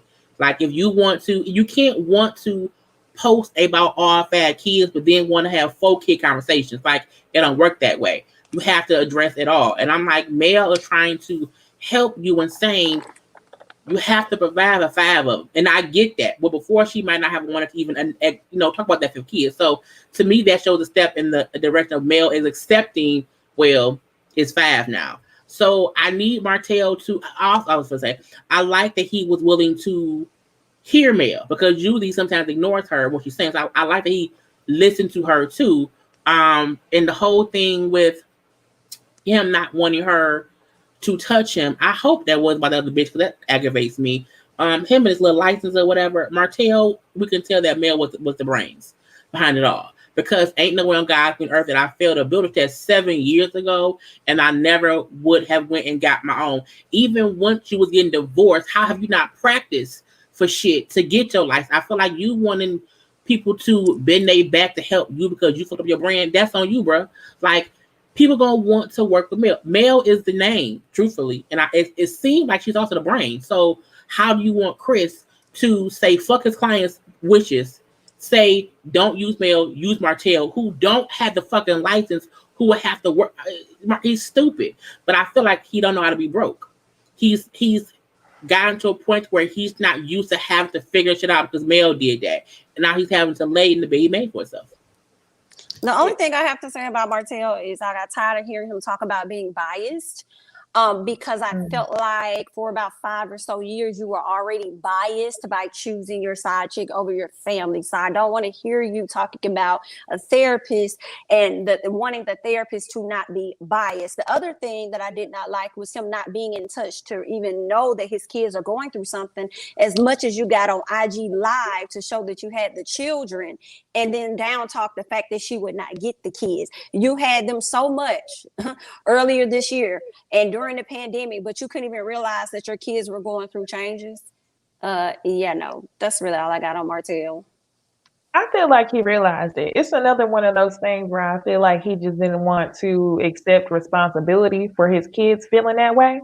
So to him, he's like, oh, they're doing great. We're going to be fine, because you don't want to feel like you caused them that pain, which you very well did. Mm-hmm. I feel like Martell has a backwards way of thinking where everybody has done something wrong except for him, especially when it came down to Chris. Like, you don't have a builder's license. All of y'all have said it. You don't have a license.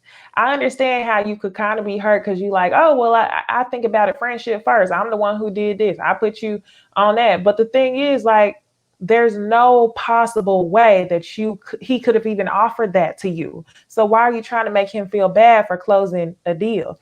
And then on top of that, if Mel gets the deal, he's then putting food in your kids' mouths. So why do you feel a way about your ex-wife getting it, but you can't get it? So yeah, that was real off to me. And Jay Lee, you said it perfectly. Why do you want to post about 5 kids, but you only want to have 4 kid conversations? Choose what you want to do. And him doing the backup Mel, he still has extreme feelings for Mel. He's battling himself. He can't quite apologize. And just Mel even showing any bit of comfort towards him is like, if you touch me, I'm gonna be in my feelings. Like, back up. Don't touch me. That's exactly what I feel like. Get off me, Mel. Get off me. When she started crying, because I was like, damn, Mel, like, don't open up that box. But when she went straight back to, well, you have 5 kids, I was like, yes, Mel. Keep that logic. Like, I feel bad for you because you hurting financially, but get your ass up and keep moving. So I love the whole episode. I'm glad that they can co-parent together. Martell's still doing same old, but I'll credit him for going to counseling. You do need to talk about that 5th child, though. Even him bringing up when it was in the confessional or whatever, and he was like, you know what, the kids know, the fact that the kids know the divorce because daddy did whatever. But the kids do not know about a sibling who, at this point, is almost a year old. I feel like you are ashamed of that child. And when he said, well, I told you in the house to not be loud arguing, say, well, I told you to stop cheating on me. So I feel like he constantly likes to bring up the fact that, okay, because you was fussing loudly, the kids know shit. No, because they was cheating is why mommy was yelling. So I feel like he likes to move around blame away from himself to make things because it's bullshit. But I'm like, when she said, I want to know when you want to tell the kids about the baby. And I like the therapist, saying how when her person did that or whatever, how she was just there. I felt like I love that she said my kid needed reassurance that we were still a family. Even if I don't love it and I'm upset on the inside, this is my presence being there. Let my kids, let my son at that point in time that it's okay. Because sometimes a kid will look at either parent to feel like, okay, is mommy okay with this? Because if mommy ain't okay, I'm not okay either. So you have to let your kid know it's okay for them to be okay with it, even if you're not. And I think that was more for Martell because he don't want to. I think Martell does not want his kids to know how bad he fucked up, and he know once he tells them, "I got a whole other baby," they like the baby. How old? They not dumb. So I think he knows the kids are going to be disappointed, and that's the only reason he's scared. But if Mel is there too, and the kids feel like, okay, well, mommy's here, so it's okay. That's the only reason he's okay with it if Mel is there too, because then he don't look so bad. Another thing, I'm sorry. Go ahead, Bonnie. I was just gonna bring up the way he handled that situation with Mel's mom, screaming to the kids that your grandma just gave me the hand. Yes. So I was like, that's my main thing with him is he does shit like that, and that really drives me. That you use the kids as a manipulation tool in these fights, and you claim that it's Mel too, but I see it happen with him more often than with her. Yeah, even down to last season when he was saying that the kids like being with him better, and it's because he be giving them cookies and ice cream. It's like, come on, are you serious? I don't think that Mel's mom should have approached him on it. They not together no more. Your best interest should be for them grandchildren. Let Mel handle Martell, okay? That's already enough on its own. But even in the confessional, like Jay Lee, whenever he said that Mel was being too loud, they wouldn't have known he was cheating. Well, it sounds like Martell, even in this confessional, you haven't came to terms with the fact that they're going to know you were cheating because you have a whole human. It's not like you just had an affair. You have a physical child here. And something's like you're going to have to provide an explanation for that. So it's just really unfortunate because at first I was like, Martell's such an asshole, which he is. But something is not clicking in his brain. He is definitely something off about this man where he can only go so far. But when it comes to him, like his level of narcissism is like high-key dangerous. It's like he doesn't have that logical thought path that most people have because he would have been out of this if he did. So he need to get some help. He lives in fight or flight mode where he like, okay, if y'all say I did some shit wrong, I'm gonna fight it out. But I'm gonna run if I feel like I can't fight it out. It's like he's constantly in fight or flight mode, right? Because he know how bad he fucked up. So even when he feel like, okay, I know I fucked up, I gotta lay in the bed. However, you know what? It's like he like, okay, how can I get out of being the guilty party? You can't. If Martell would have sat in it, accepted it, told the kids, and just took it, we wouldn't be that mad by now because it'd be them trying to move past it. It's because he keeps trying to blame everybody else except him that the stuff is worse. So that's what ruined him. Not that he did, is how he handled it.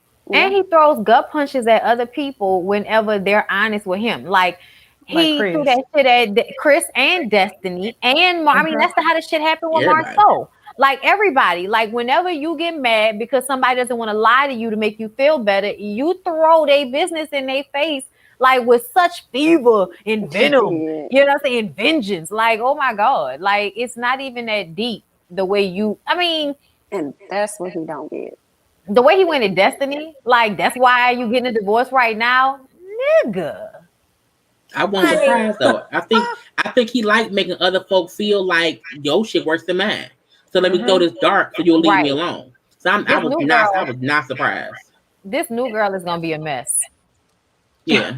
See, and that's what the example I made. When I said when you come on the show, it's two things you don't want to do. You don't want to get in the middle, especially when it's some shit you don't know about. If it's some new shit, fair game. But if it's some stuff that goes back, you don't want to comment on it. The second thing you don't want to do is bring somebody else's business to the group. And in the previews, it looks like she gonna be talking about Kimmy's stepson, Monster. Yeah. And Destiny. Why would you bring that up? At a table. And Destiny. That's ratting on the little kid. Ain't that some shit? Right.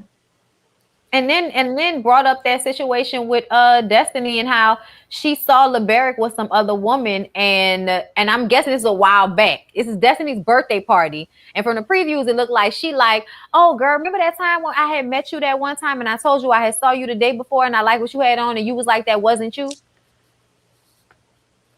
So basically the cheatations was going on for a while between LeBaric and Destiny. And I really do feel like the reason why she didn't talk about her divorce is because she didn't want to be embarrassed.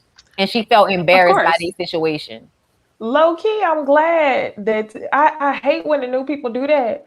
But I have such frustration with Destiny riding off of what Martell and Melody got going on that I would love to learn more about her story. And that's not saying I would love to hear more about her hurt and her pain. I just want to know more about what you got going on. Yep. All right, then. That's all I have for you today, you guys. Okay, don't forget to follow all of us all over the place. Jay Lee, you're working on changing your stuff, right? Yeah, I'm Jay Lee's Corner on Twitter now. I gotta work on getting IG. If that I could just get that person's stuff taken away, but I'm working on it. So yeah, it's Jay Lee's Corner on Twitter and on YouTube and on Cash App. But it's just J Lee's_Corner on IG only. As read here, okay? Yeah, I'm gonna say I gotta fix this thing. Yes. So we have to fix this, and that's all. But yeah, follow our Ooh Ladies First Instagram page. And if you want to send us advice, send it to the OohLadiesFirstPanel@gmail.com. Please do not send us a 4-page letter. We will not return it. Do not. We will ignore it. So please don't do that. Sentences. Get to the point. Sentences. If advice, get to the point. Okay. So follow me at Bondy Blue. My Cash App is also Bondy Blue. I changed it so that I am Bondy Blue on everything, y'all. We're working on getting my main channel back. Thank y'all so much for supporting me and coming over to here. We had almost like at a height 900 people in the room tonight. Thank you. That is so amazing considering everything that's going on. So I just want to, thank y'all. Thank you to all my fellow YouTubers, the ladies here, and everybody else, Terrence and Scotty and DJ Richie Sky and Layla and Quentin that actually called me a minute ago that I have to call back. And just so many people. My mind is going space right now, but y'all have been so supportive.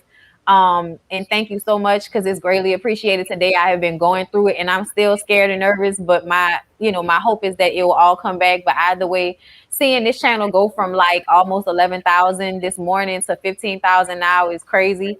And my views and my live today were still in general the same as they are on my main channel. So it's a blessing, and I do feel blessed and grateful for all of y'all. I love y'all so very, very much. Love you back. The bounce back gonna be crucial.